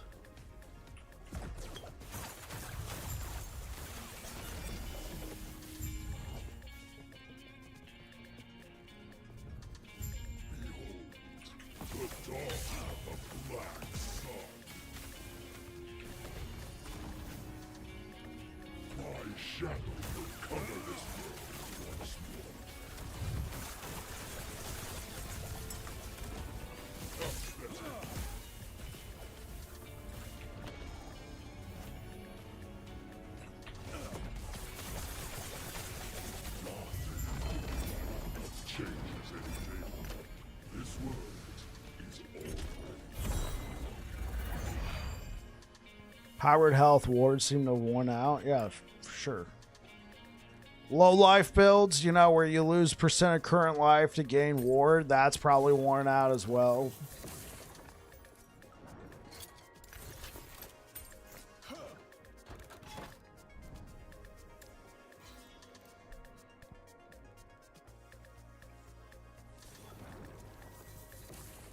You're pretty salty about the ward nerf.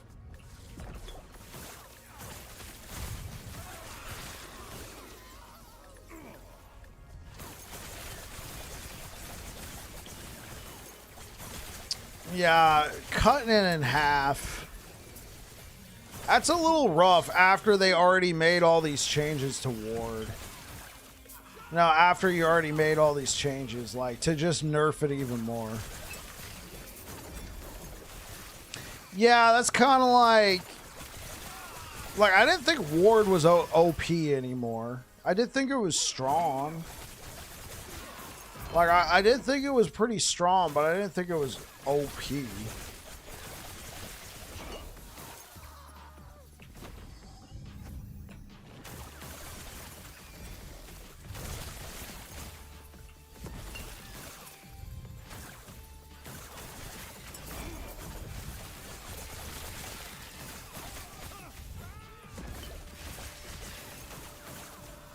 What does Attunement do? It gives you mana.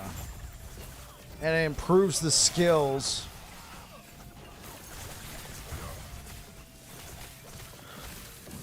So they would buff ward in some places, but nerf things that let you stack a lot of effects to generate ward.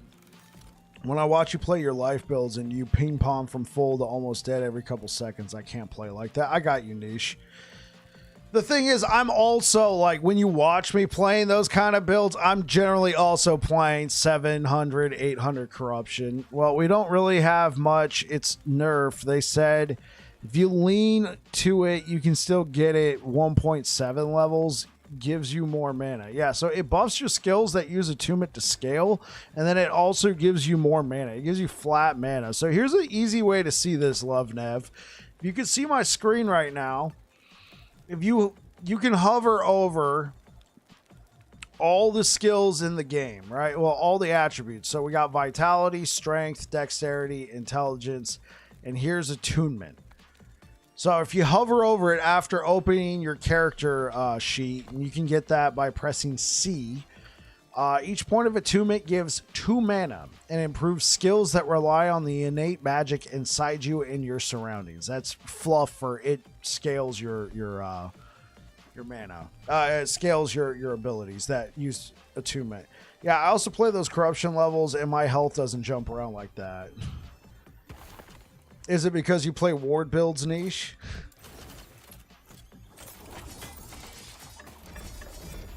When I play those corruption levels, I simply die.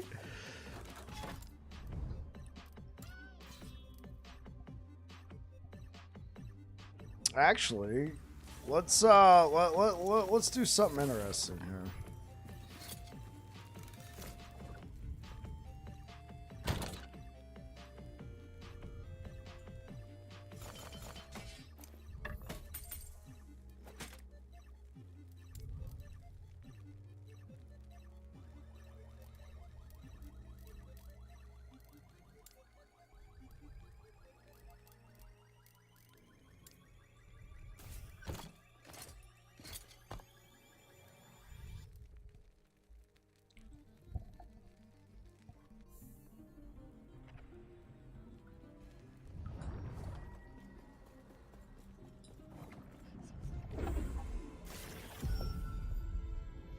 Hey, what's good, eye flip?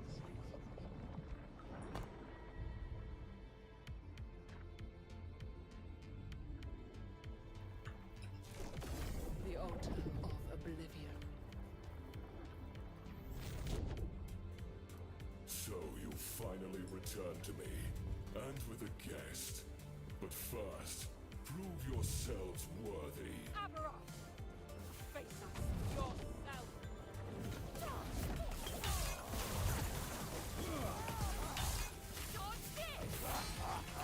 Oh my god, I am so not used to using Arcane Ascendants. I just freaking sat there and died.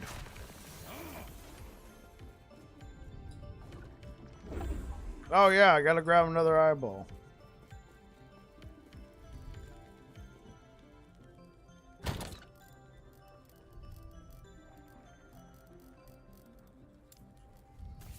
Let me just grab several of these.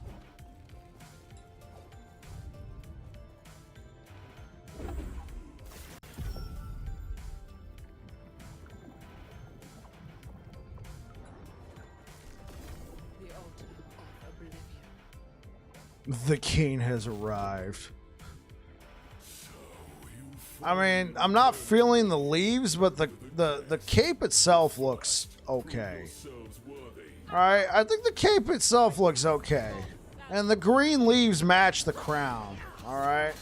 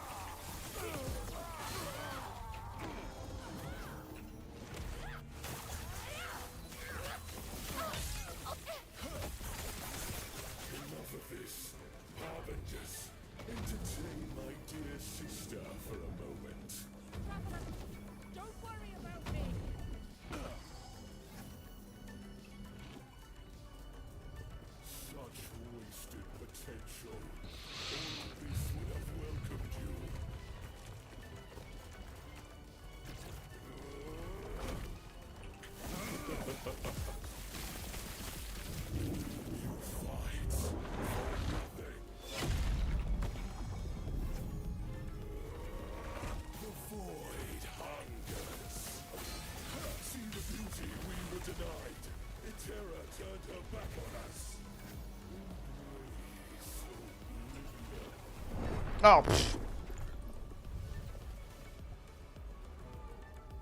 I will say Static Orb's not really my jam. At least Arcane Ascendants and Static Orb are not really my jam.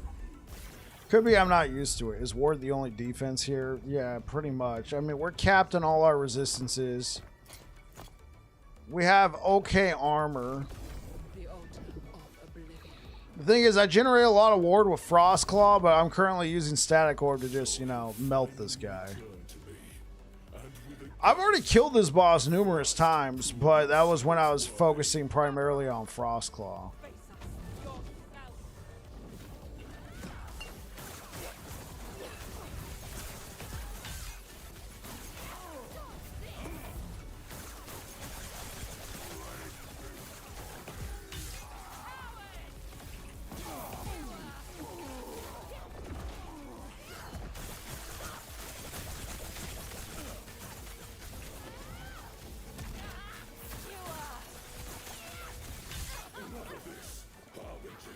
Entertain my dear sister for a moment. Don't worry about me.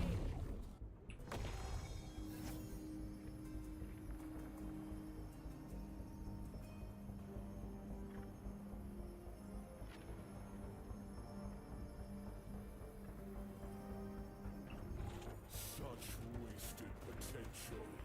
All of this would have welcomed you.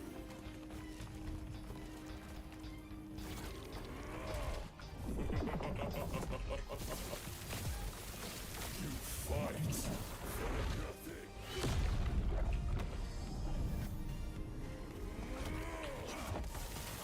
See the beauty we were denied. The terror turned her back on us. Darkness reigns.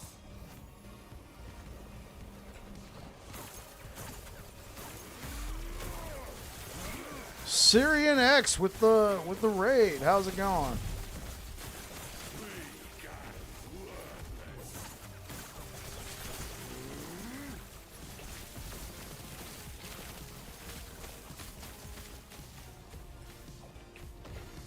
The gods tore our world apart. They deserve their fate.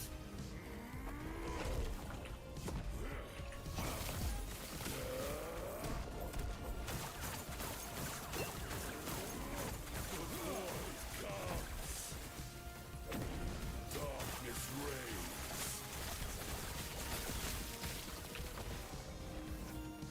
We treated the world no better.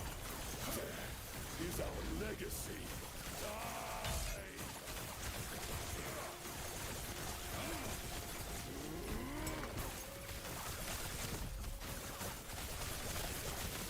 The world called to Olympus. This is his answer. The void comes.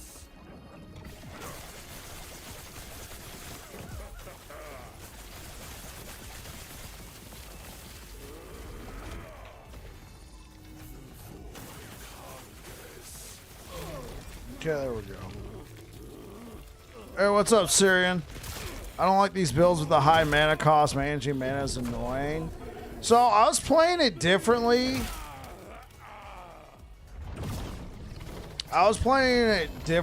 Like, holy moly, man.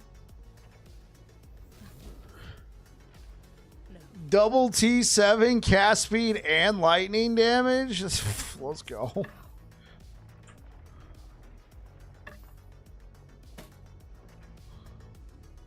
Groovy? Yeah. I was playing it differently to where I honestly kind of like the way I was playing it. Like, this does a lot of damage, but I'm not really big into just like loading it up and then just blowing everything, right?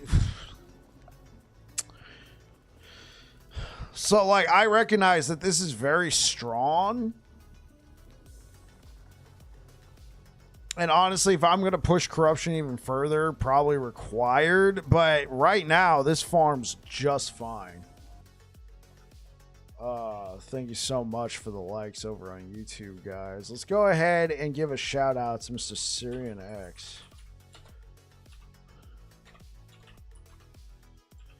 I think I'm spelling that correctly. Thank you so much for the raid.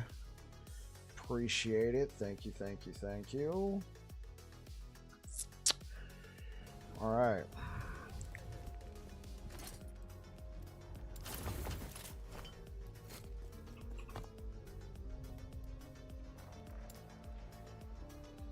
I caught about half of it. It was a 2-hour,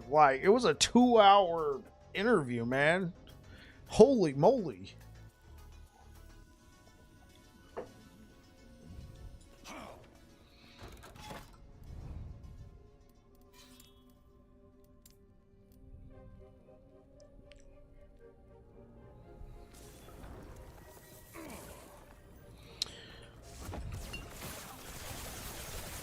What did I think of VR? They've definitely transformed the skill.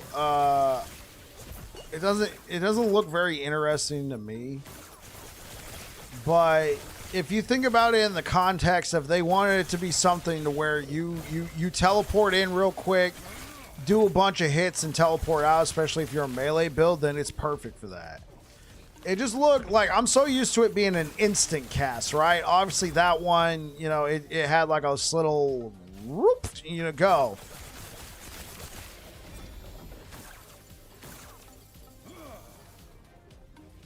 Two hours is weak for Mike.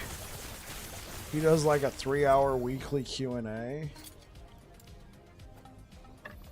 Yeah, but I mean, the thing, Saphicus, when you're at work trying to grab all the details, 2 hours is a little bit long. Like, I get it. He does like a Q&A live stream, and that's a little bit more interesting. But when you're just trying to like get all the information as much as possible, like it was a little long. Because 3 p.m. Central, I'm still very much at work. Pretty sure my league start plan is a no-go anymore. I'm so back to the drawing. What were you going to do, iFlip? What was the plan, my brother?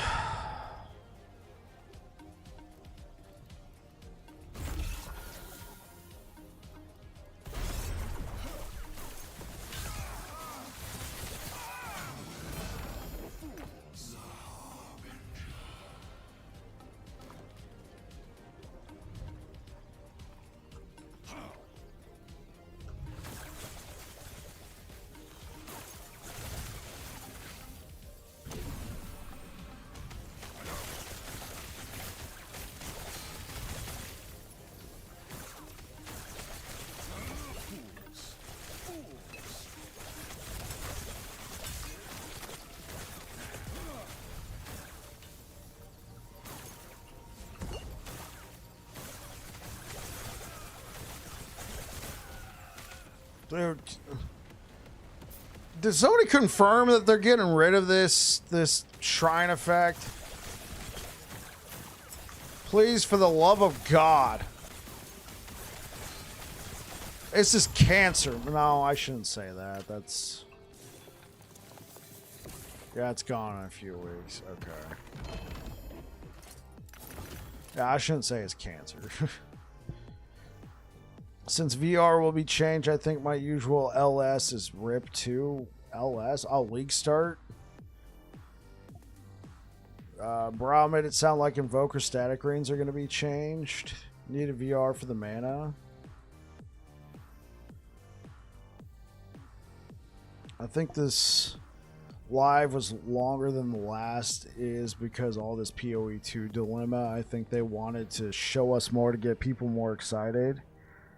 Yeah, it's kind of, yeah, it's terrible. I didn't like it either. What's the build in LE talk?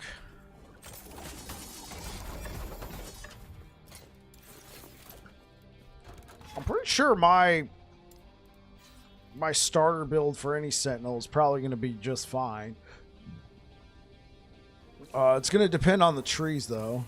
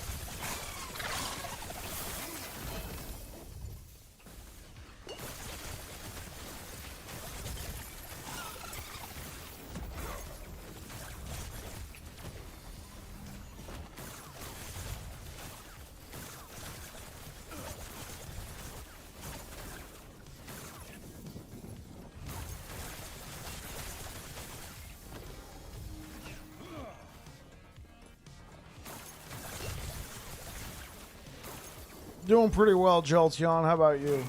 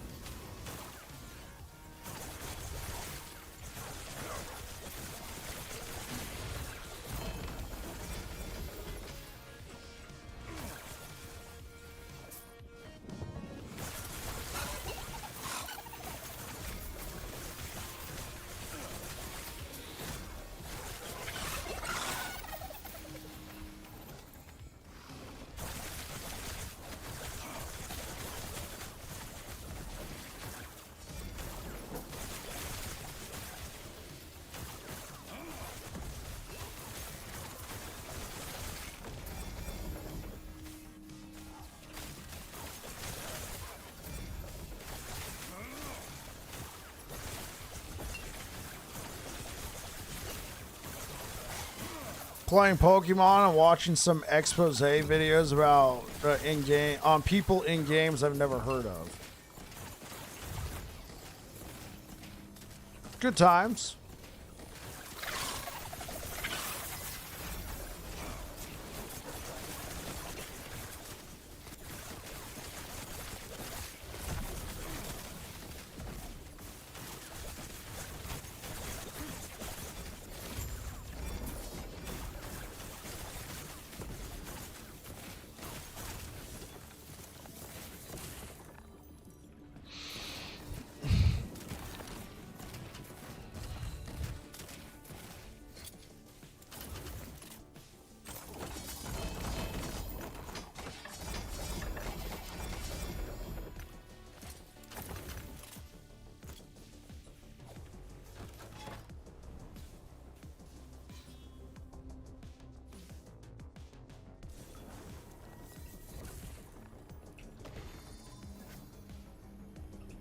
Okay, what about the focus tree is different now?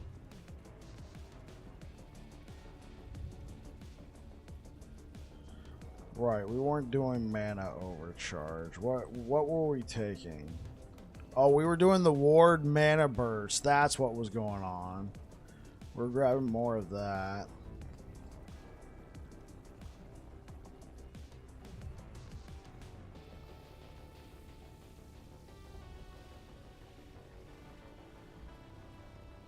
Only for the shout out, but I have to hit and run, been a long stream food.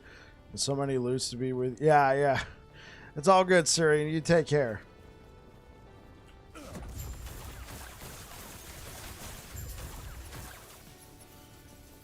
Yeah, he straight up said, we're changing some rings that give ward. It's definitely one of them.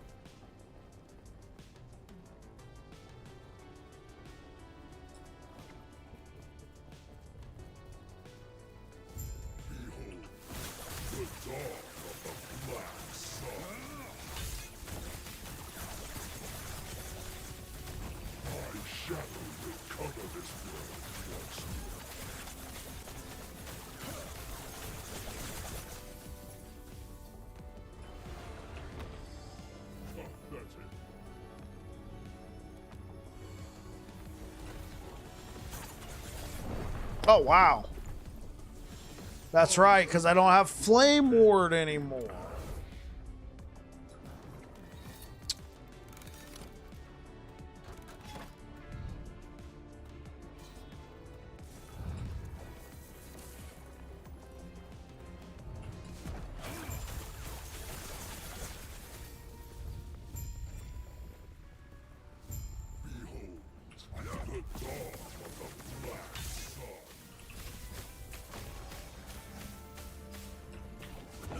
Shadow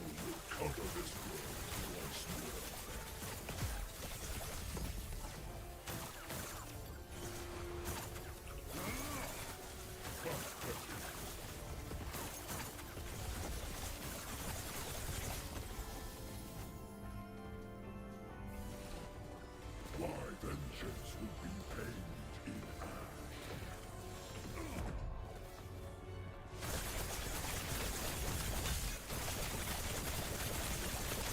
This hates, this despair, oblivion burns within me.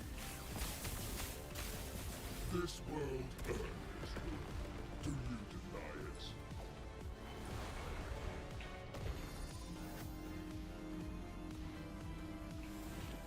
My shadow will cover this world once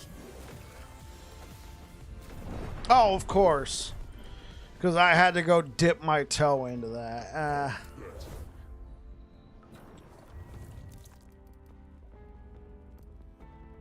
They don't even have more damage. They just have more health. I am, you know, for a potato like me, I am starting to miss Flame Ward. Started playing Area of Decay Lich recently and have been having fun with that. It's too quick.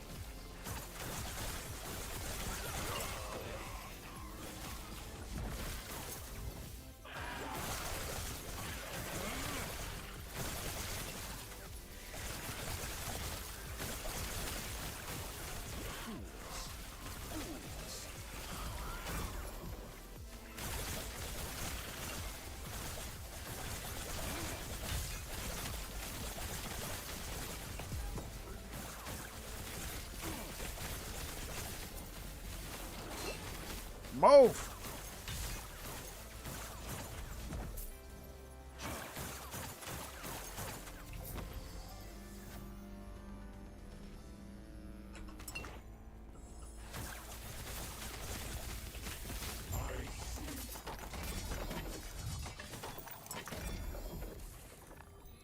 Positive thing about VR is it's enabling things that weren't possible before. Basically just a stat stick before. It was a stat stick, and then you could juke. Being an instant, I just had a lot of muscle memory with it, so I'm just so used to it being an instant. It'll take some adjusting, but I'll get used to it. Okay, I know this is sacrilege, but we're gonna go ahead and do that.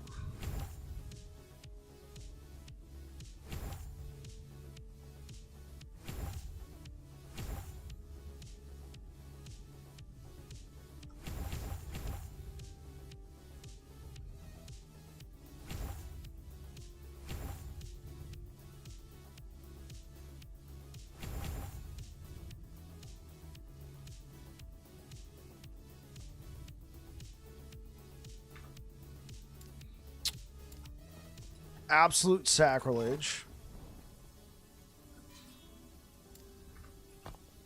Yeah, I'm also gonna go change some things.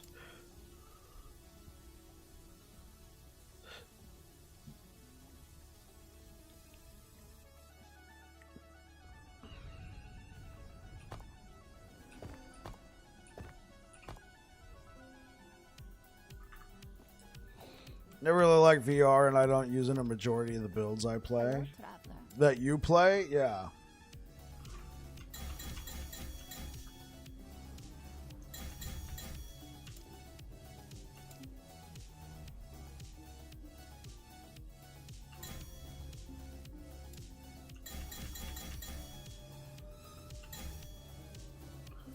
Oh. So we do gotta spend a point somewhere.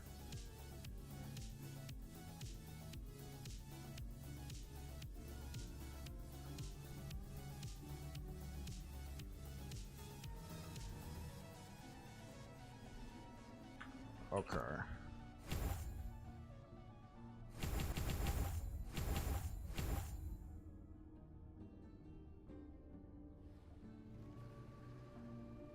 Okay, where was I investing?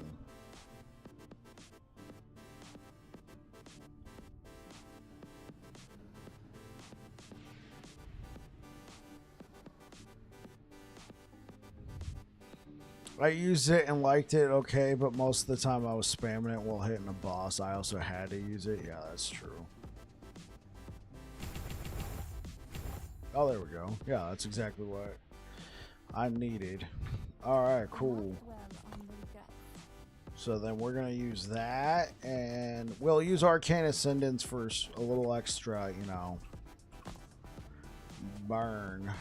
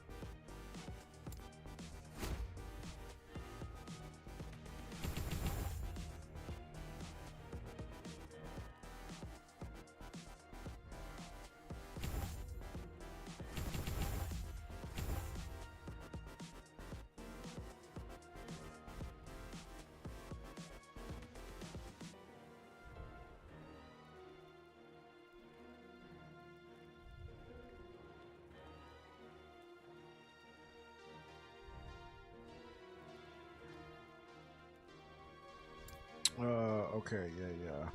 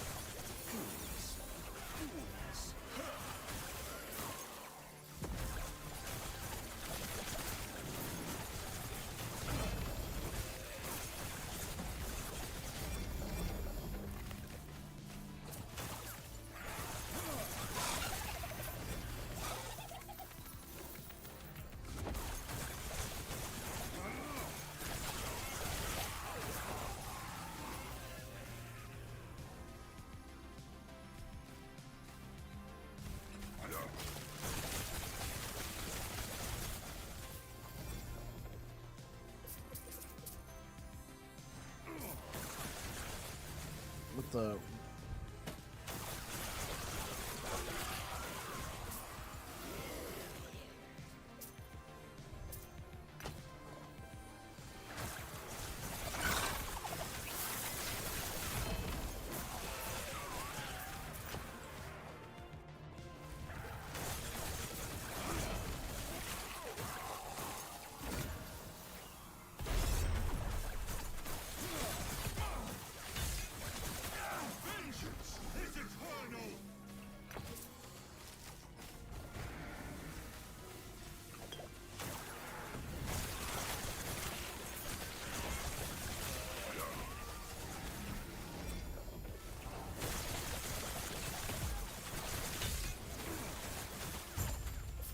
I picked that up. Thank you.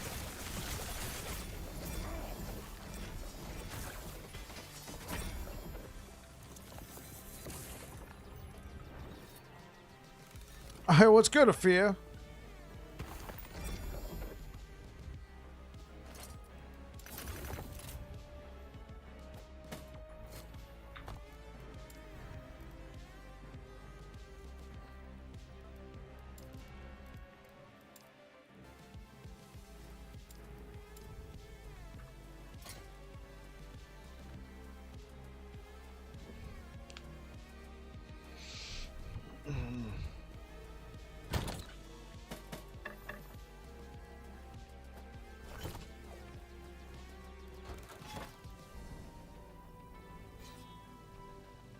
What is good of fear?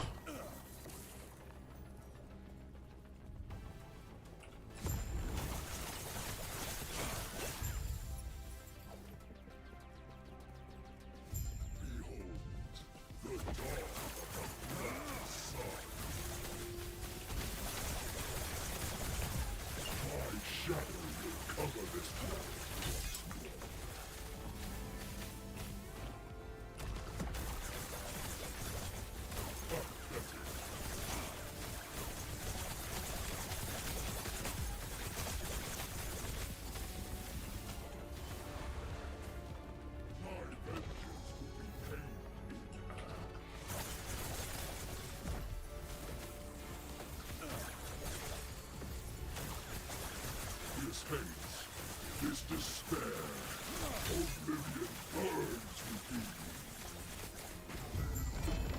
It changes anything. This world is all dead.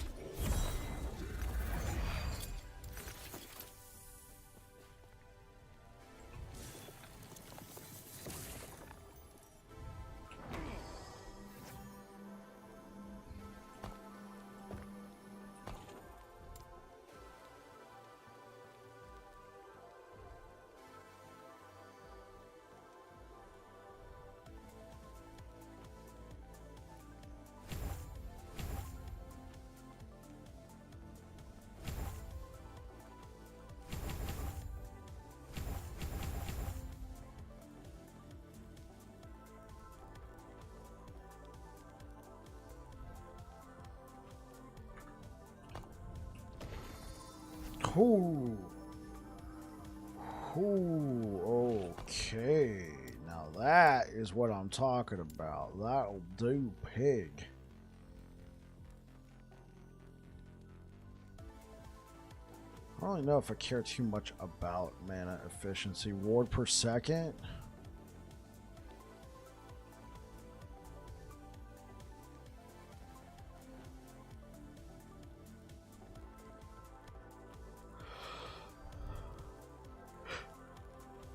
Yeah, the mana efficiency is whatever. Yeah, look at that. Something.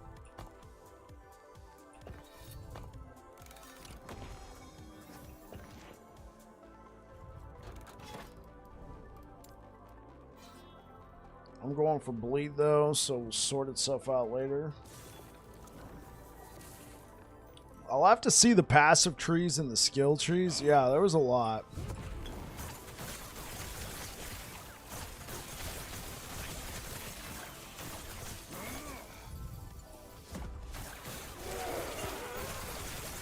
It's gonna be nuts, man.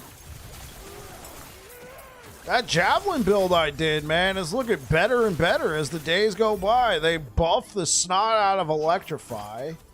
They made the javelin node better.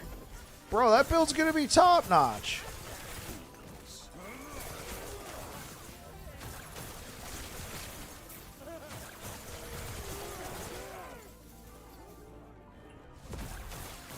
Told you, I was saying it.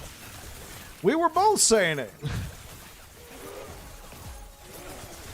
Though, I will say at the time, all I knew was they're buffing Electrify.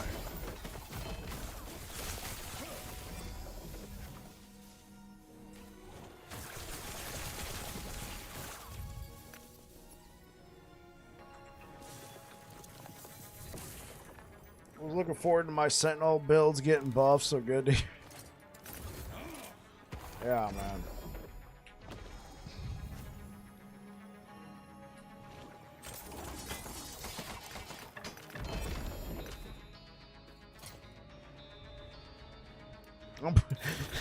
My multi-strike electrify health regen build. Yeah, that's true. Orb build looks fun. I think the orb build would be really cool. I mean, I know I wasn't overly thrilled about the changes to volatile reversal, but when it's used in the context of imagine dragging all those orbs with you, now that's really cool, you know? Now that's something Brow did tell me, for sure.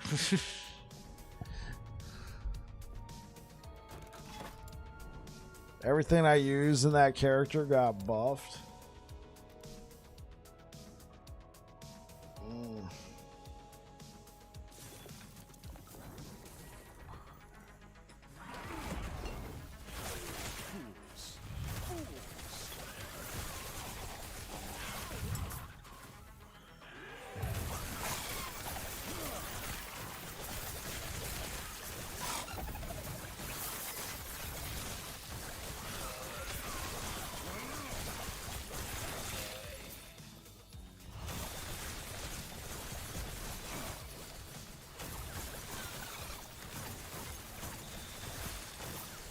Sure.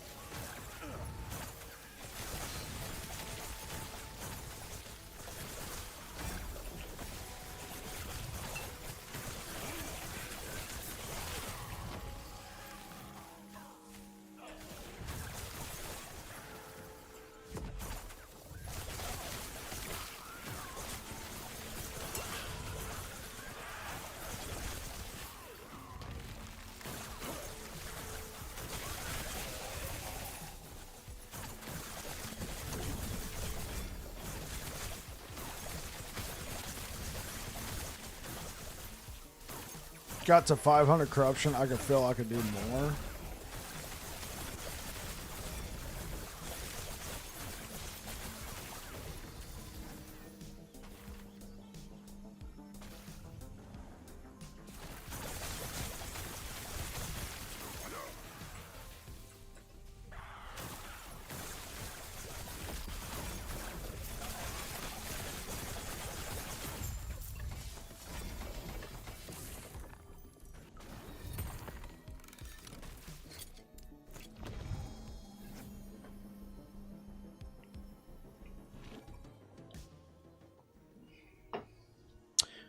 Tried it with a Scepter Aurelius combo, but dual Aurelius might be even better.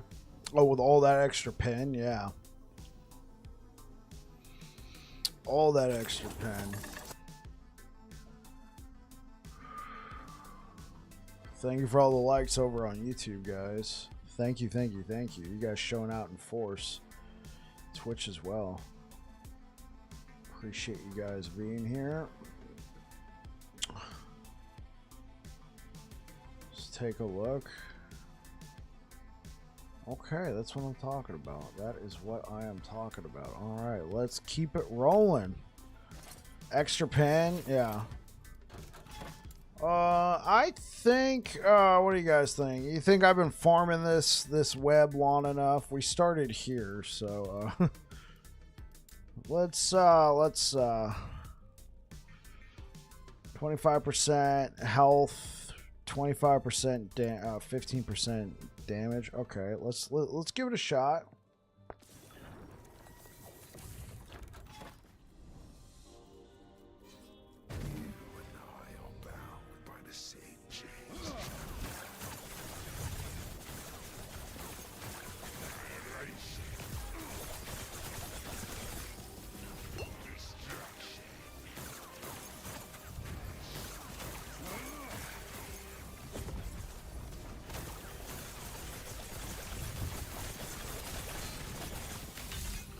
Oh my god, focus was the only thing that saved me there.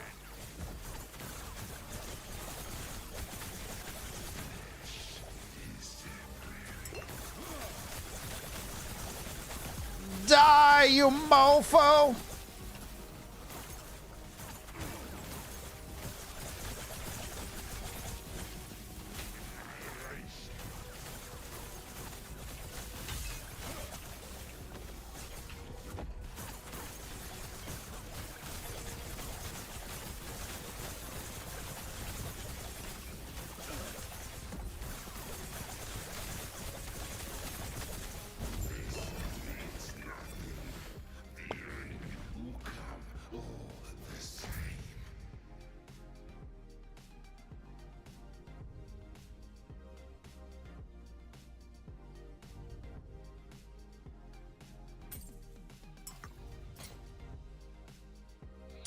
Yeah, Afia, get it right. It's now symbols, man. And you call yourself a last Epoch content creator? I'm kidding.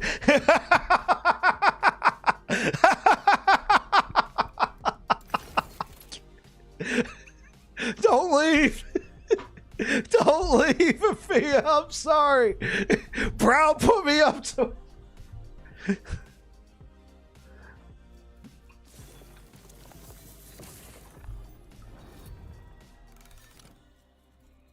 Yeah, because I mean the ring did whatever, like the ring does what it does now.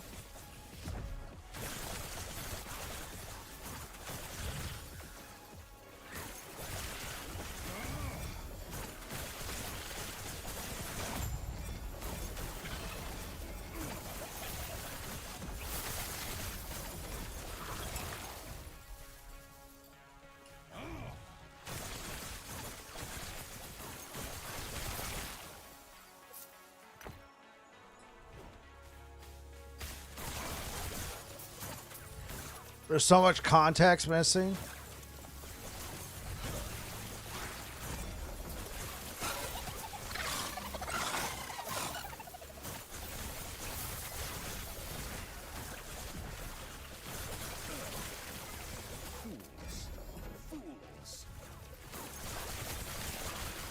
Yeah, patch notes are going to be massive. Like, okay.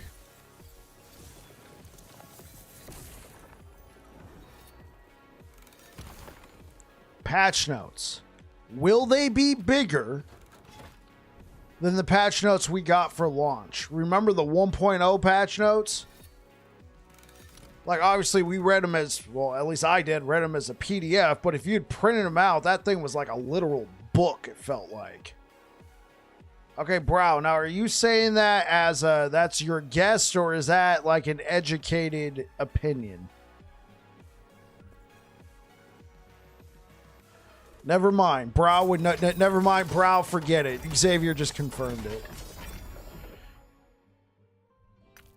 it. Xavier just confirmed it. I mean, the moment you mention Aaron's been teasing something, I'm sure Brow knows all about it.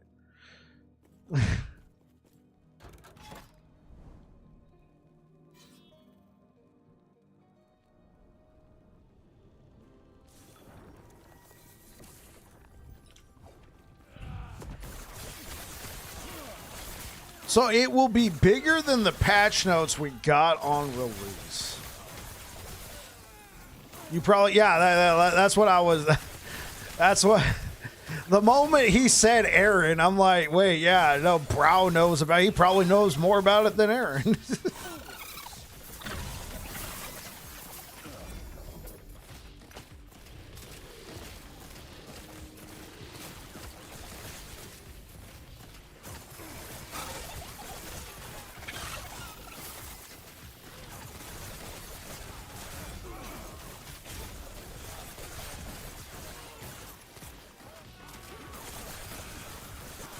It might not be bigger. Okay. Tillicent secrecy. Launch had to like yeah, that's what I'm saying. Like it was huge. It was freaking huge. I mean, if you tell me yes, it'll be bigger, I will believe you. Even if you're saying it might be close or maybe a little bit smaller, I'd still believe you. Like, yeah. Do we get another mastery? Not that I'm aware of.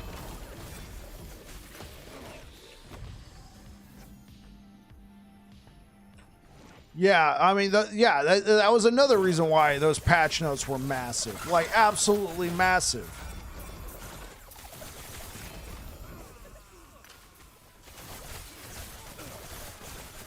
You had item factions. You had the sheer amount of items that got added as well. The uniques, the new item bases.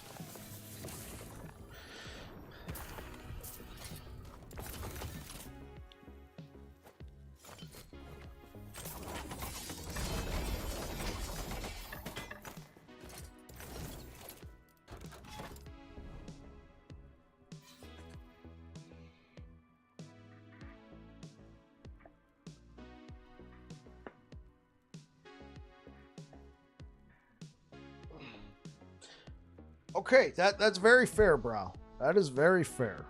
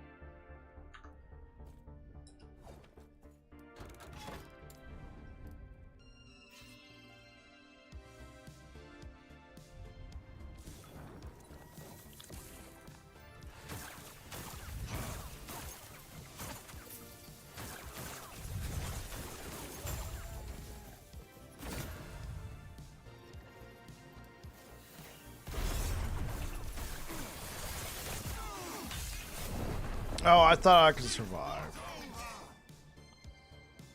Oh, because it did damage over time. Barf.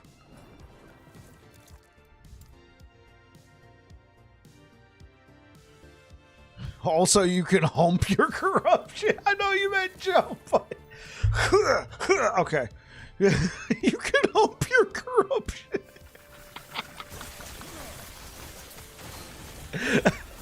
You know what? Screw this. My thoughts exactly. Hump that corruption.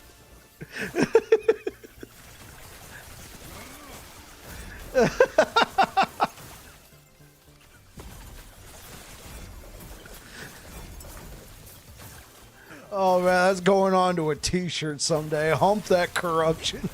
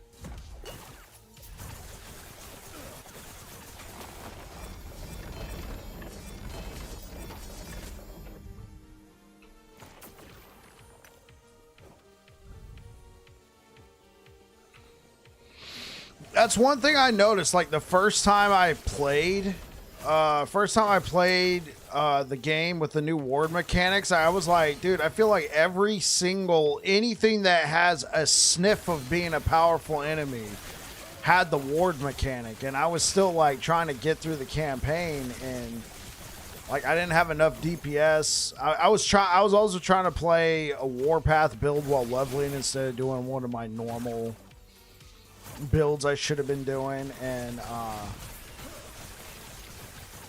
yeah, I felt like I wasn't doing a lot of DPS anyway, and I just felt kind of hampered at it. So I agree, the degen took a while.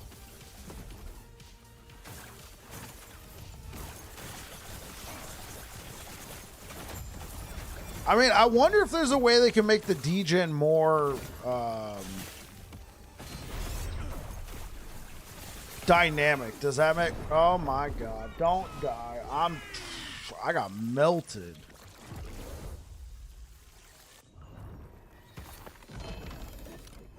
Dude, all that damage over time crap, man.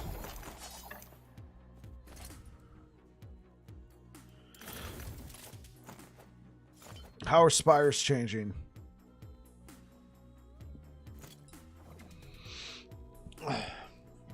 Oh, you can't say. Right.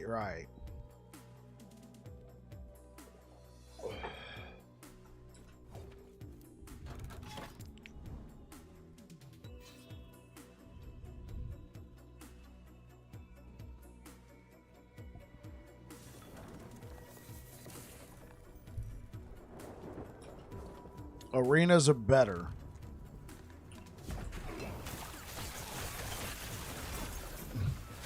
The damage reflect builds. Okay, but that would imply there are damage reflect builds. I'm kidding. I don't skip them at all.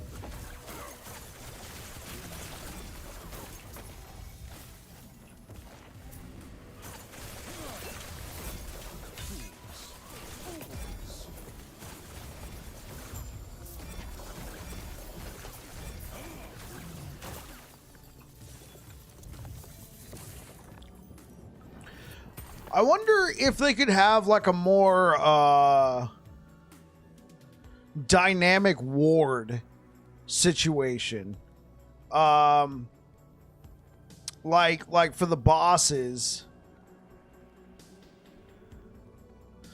Like for the bosses that have ward. If you do damage at a certain point, like a certain amount of damage, and you burn through and you hit like the first ward threshold in like a second, maybe they can slow the ward degen for those builds. But then if you're taking your time to hit it, it goes faster. I don't know if they can code that,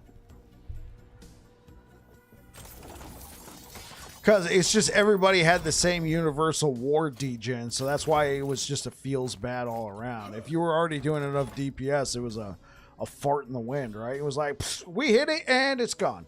If you're somebody who's just like, all right, we're chunking them down, and we hit the war. Oh,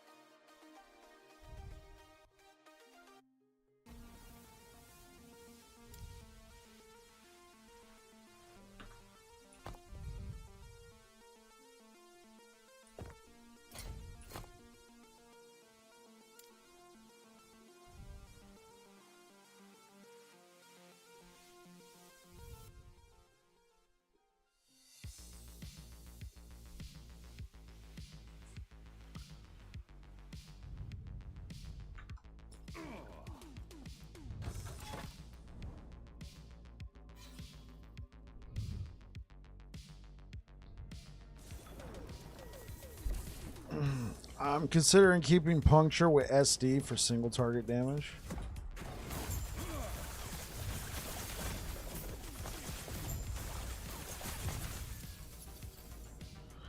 Also, should I tame?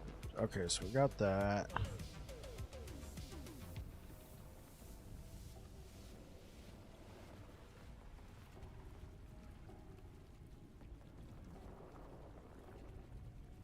Huh.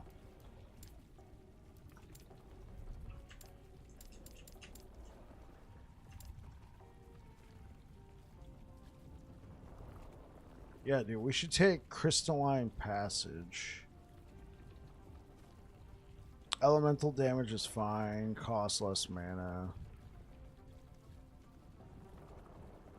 Oh, yeah. Okay. Take Wormhole.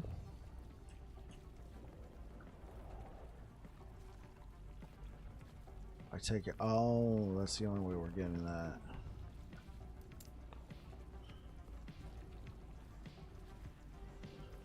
They're deleting unicorns.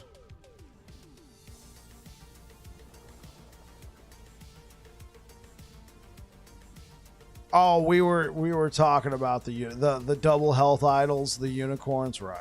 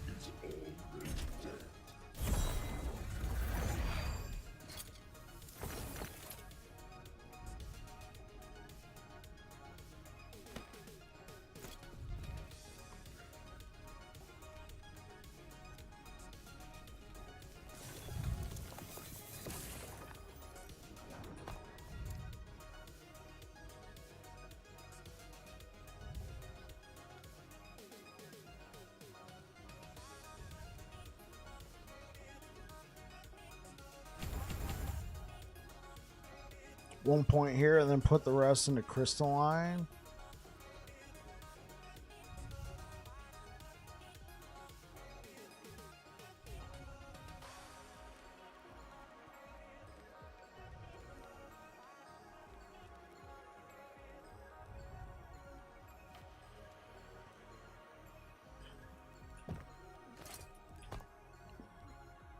I have a couple of them.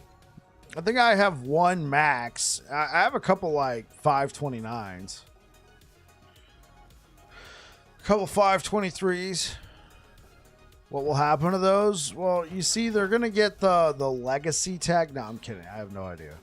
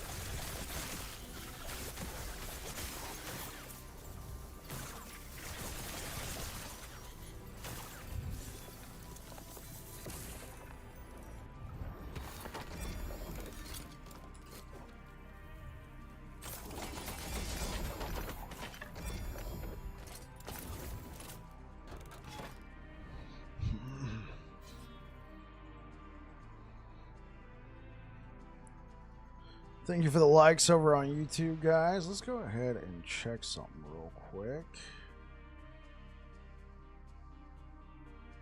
Oh, it is so bright. All right.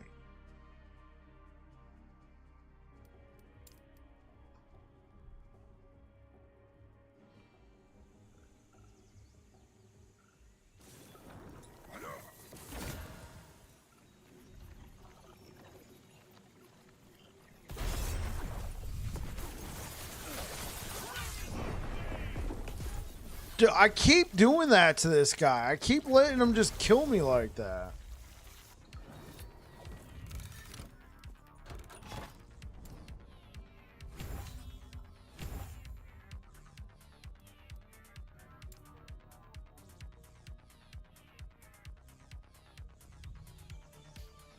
I like the Nemesis. I think the Nemesis is staying.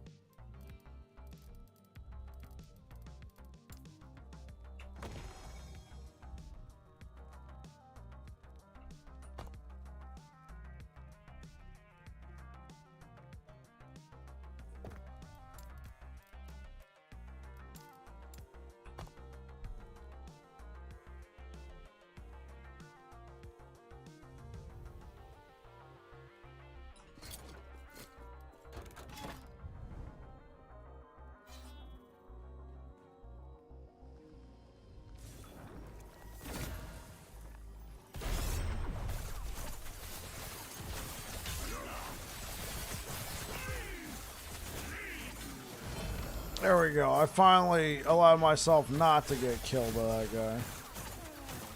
Yeah, because it's kind of yeah, since it benefits from the Harbingers.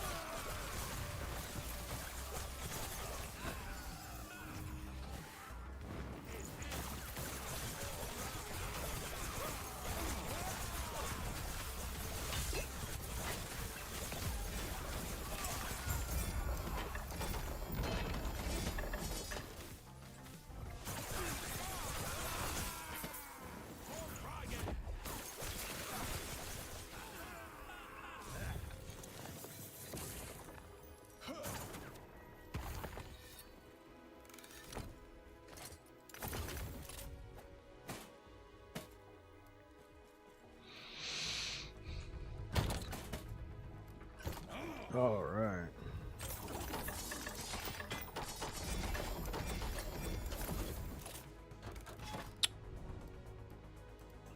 Can we push it again?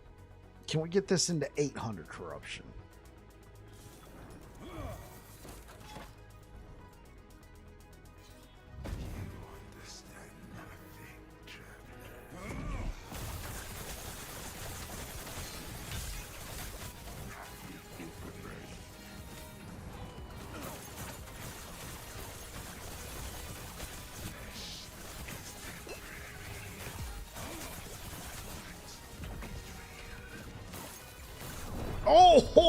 Oh, man. I got cut down in cold blood like that. Oh, God. Oh. Oh.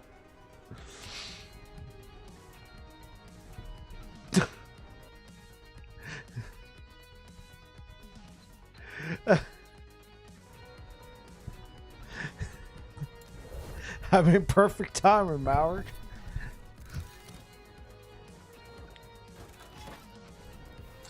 Okay.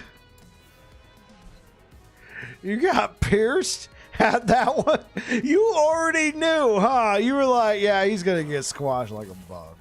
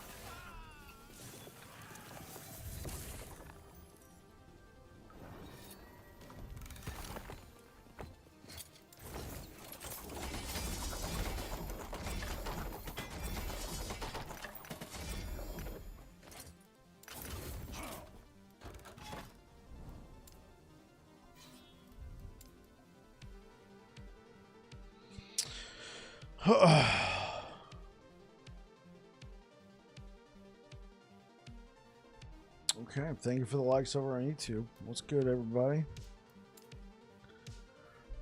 What is good, everybody?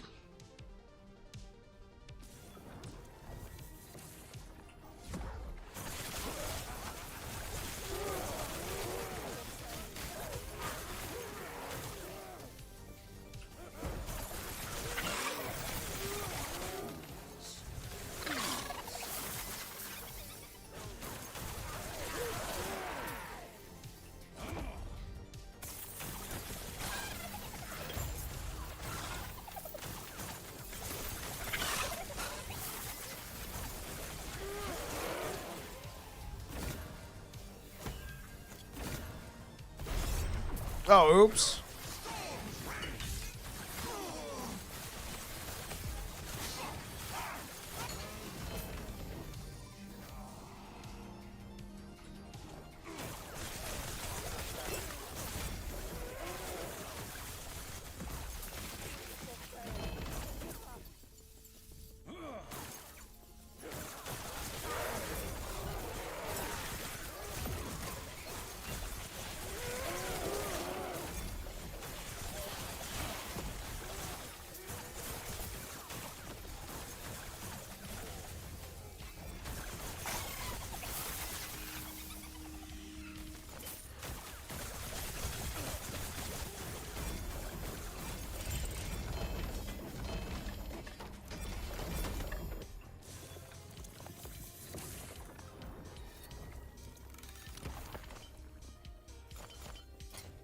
Let's take a look.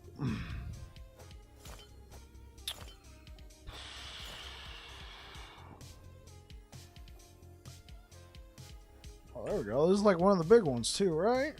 Right? Oh, we got... Not very good.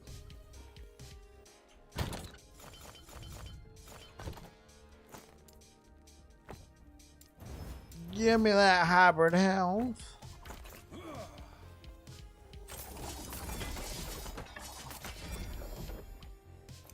Oh, there we go. Oh.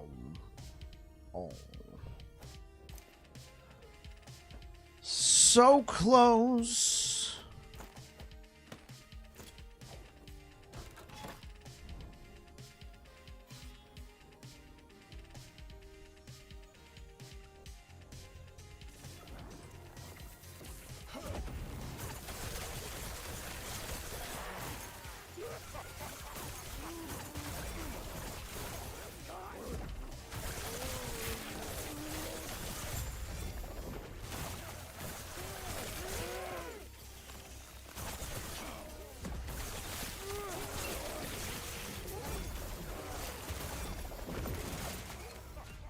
Give me that. Ooh, and it's a good base.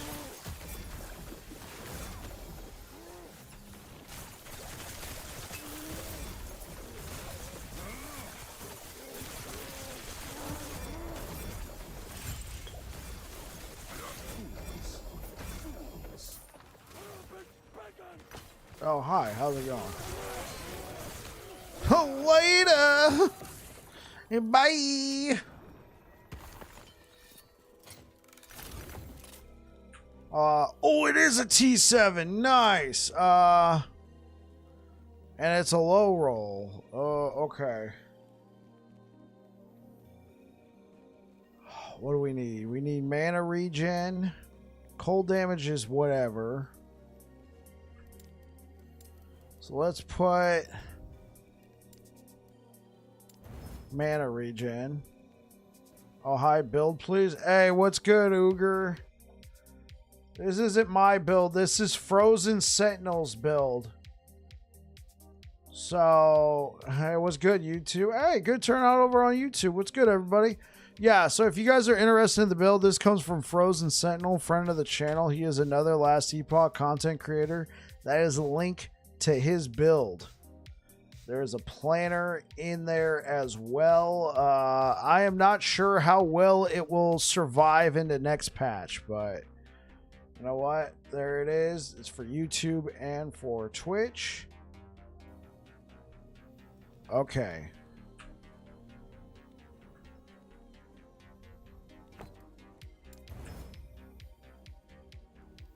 %. Is that high enough?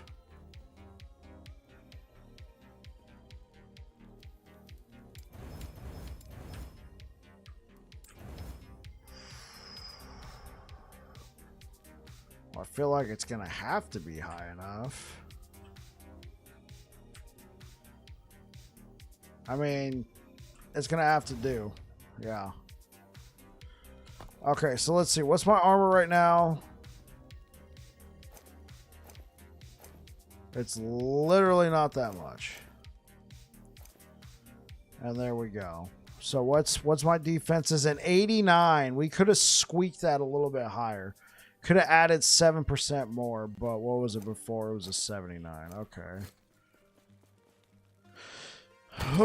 All right, we are getting closer. And now we actually got some more mana regen. That's what I'm talking about. And it's a high roll. It's not the perfect belt, but it's good enough.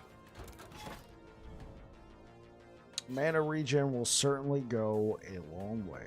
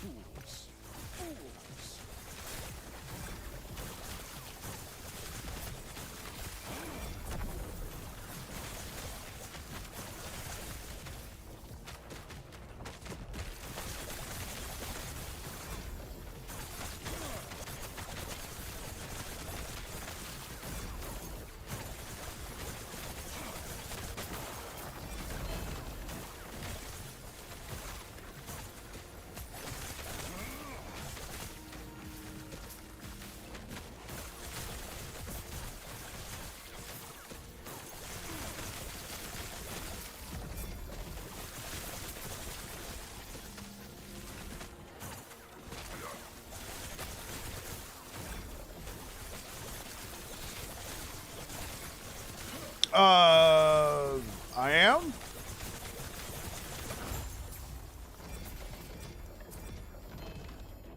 I'm not opposed to it. I said my DMs were open. Like, I don't know, Brow would probably know. Brow, can just anybody post on there, or do you need to have like special permissions to post onto Aaron's site? I would need to know like details, like what are the expectations, what are, you know, the requirements. Can anybody just post on there? Yeah. And Brow might have already gone to bed.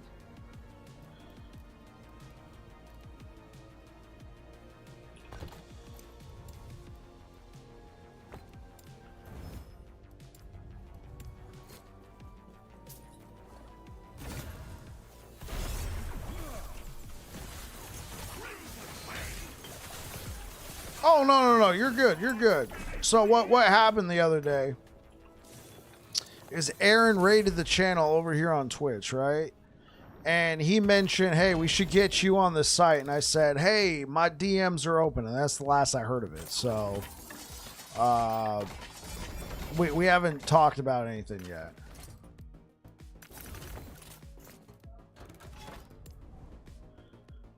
Like, I don't know, like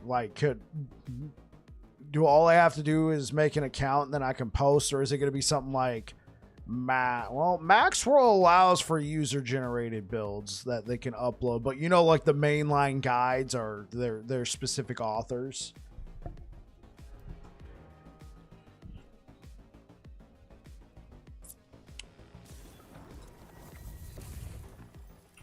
So you got nothing to apologize for, Xavier.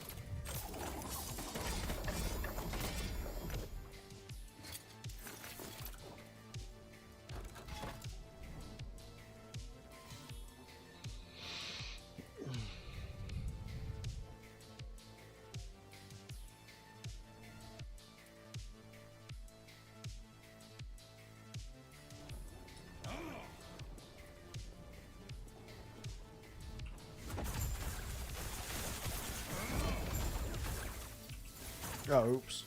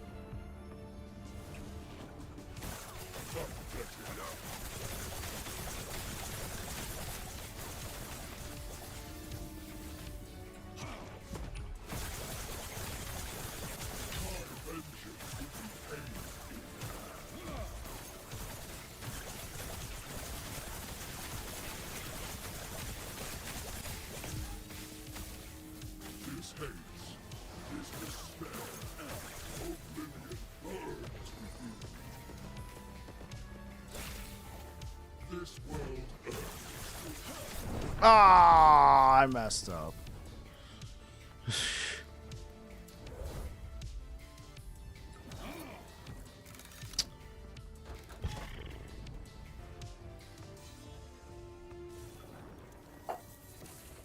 I should have been like, run away.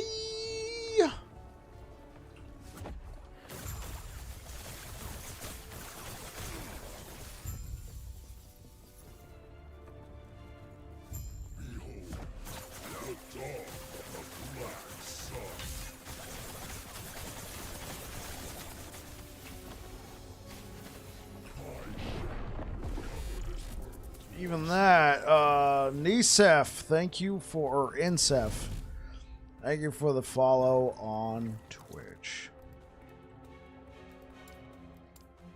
Okay, this guy is just like, one thing I really hope they add is when you auto compare to items, it doesn't show all the affixes at the bottom that are added removed if they're special ones, if that makes, okay, yeah, I know what you're talking about. Let me try and cleanse these two affixes.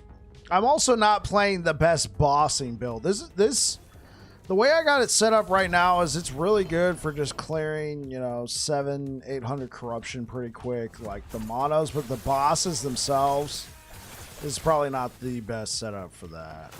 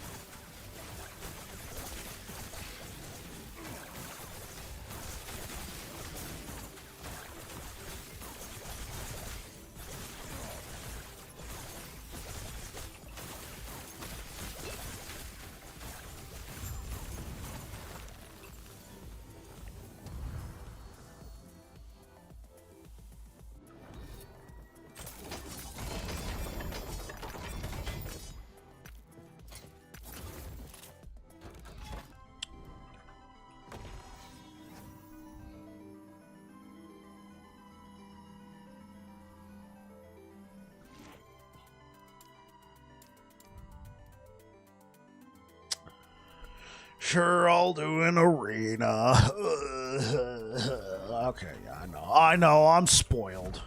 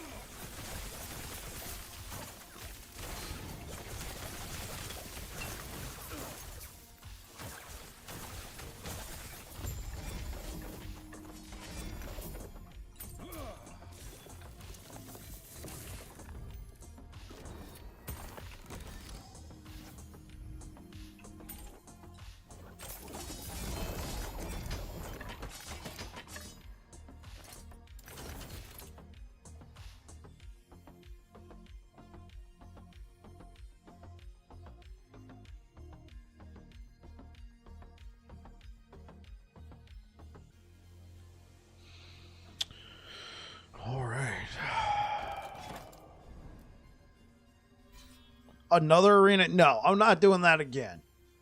I am not doing that again. Just get me out. No. Arenas need a buff or just delete arenas permanently. I know we can do that next season. Wait, is this arena? Oh, okay. Oh, God. Like everywhere I look, arena.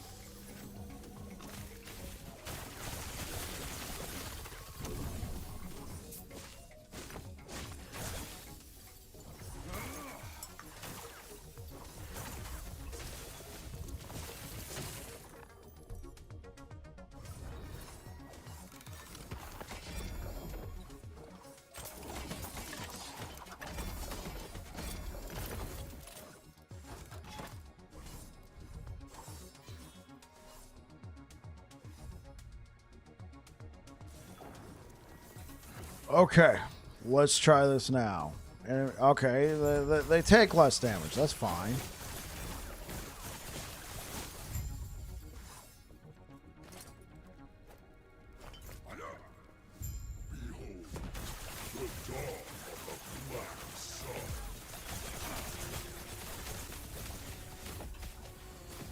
Oh!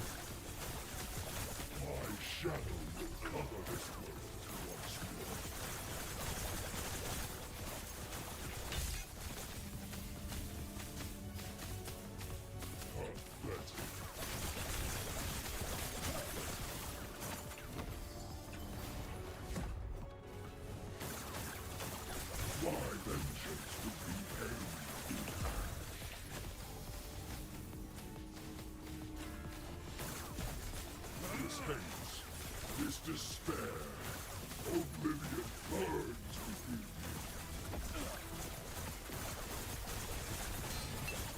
This world earned its truth. Do you deny it?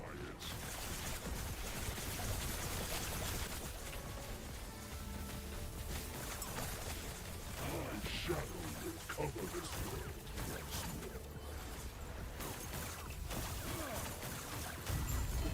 There we go. I knew I could beat him. I was just playing like an idiot.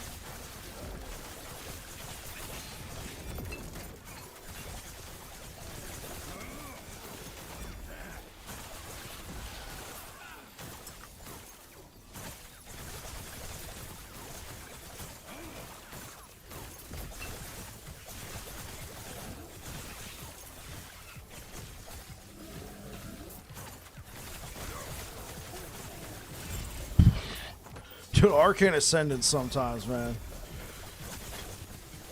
Yes, excuse me, I would like a turbo button. Bet.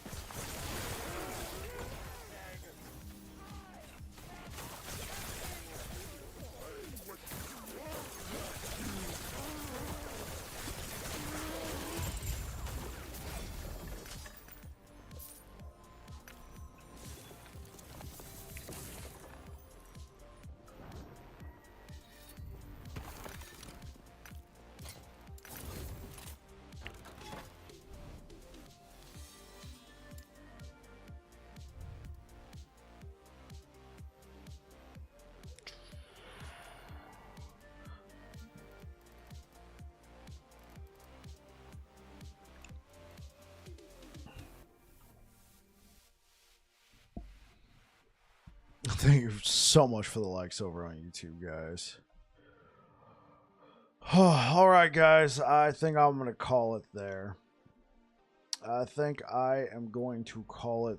you so much for being here tonight, guys. All right, I'm going to send you guys over, if you're over here on Twitch, over to Mr. Kane Lettern. All right. So I will be back again tomorrow. We're going to be starting our Sentinel runs. I'll probably be doing runs without Volatile Reversal. We'll do some leveling runs. And I will get a build guide for this pumped out. And it'll go live on Monday. It's a build guide review. Because this is Frozen Sentinel's build. So I'm not going to try and take credit. I made some changes to suit my playstyle. But that's about it. So if you're over here on Twitch... say hi to Mr. Oh, I didn't even start the raid. Say hi to Mr. Kane Lettern for us. Thank you so much for being here, guys. Thank you so much for all of the support. We are close to 1,000 subscribers on YouTube. You guys take care. Peace out if you're over here on Twitch. YouTube, thanks for rocking with me tonight, guys. You guys are awesome. Thank you so much for the likes. We are... getting close to 1,000 subscribers. That's very exciting. I don't even know, like, I know people from milestones like this, they like make plans and stuff like that, and I don't even know what I would do, you know. It'd just be like, woo, 1,000 subscribers. I think, like, well, like, we could save whatever we would do and then like cash in when the game comes out, you know, like if we want to have like a subathon or something. But yeah, anyway, YouTube, thank you so much for being here, guys. You guys are awesome. You guys rock. You keep it going. Anyway, you guys take care, and you have yourselves a good night. Peace out.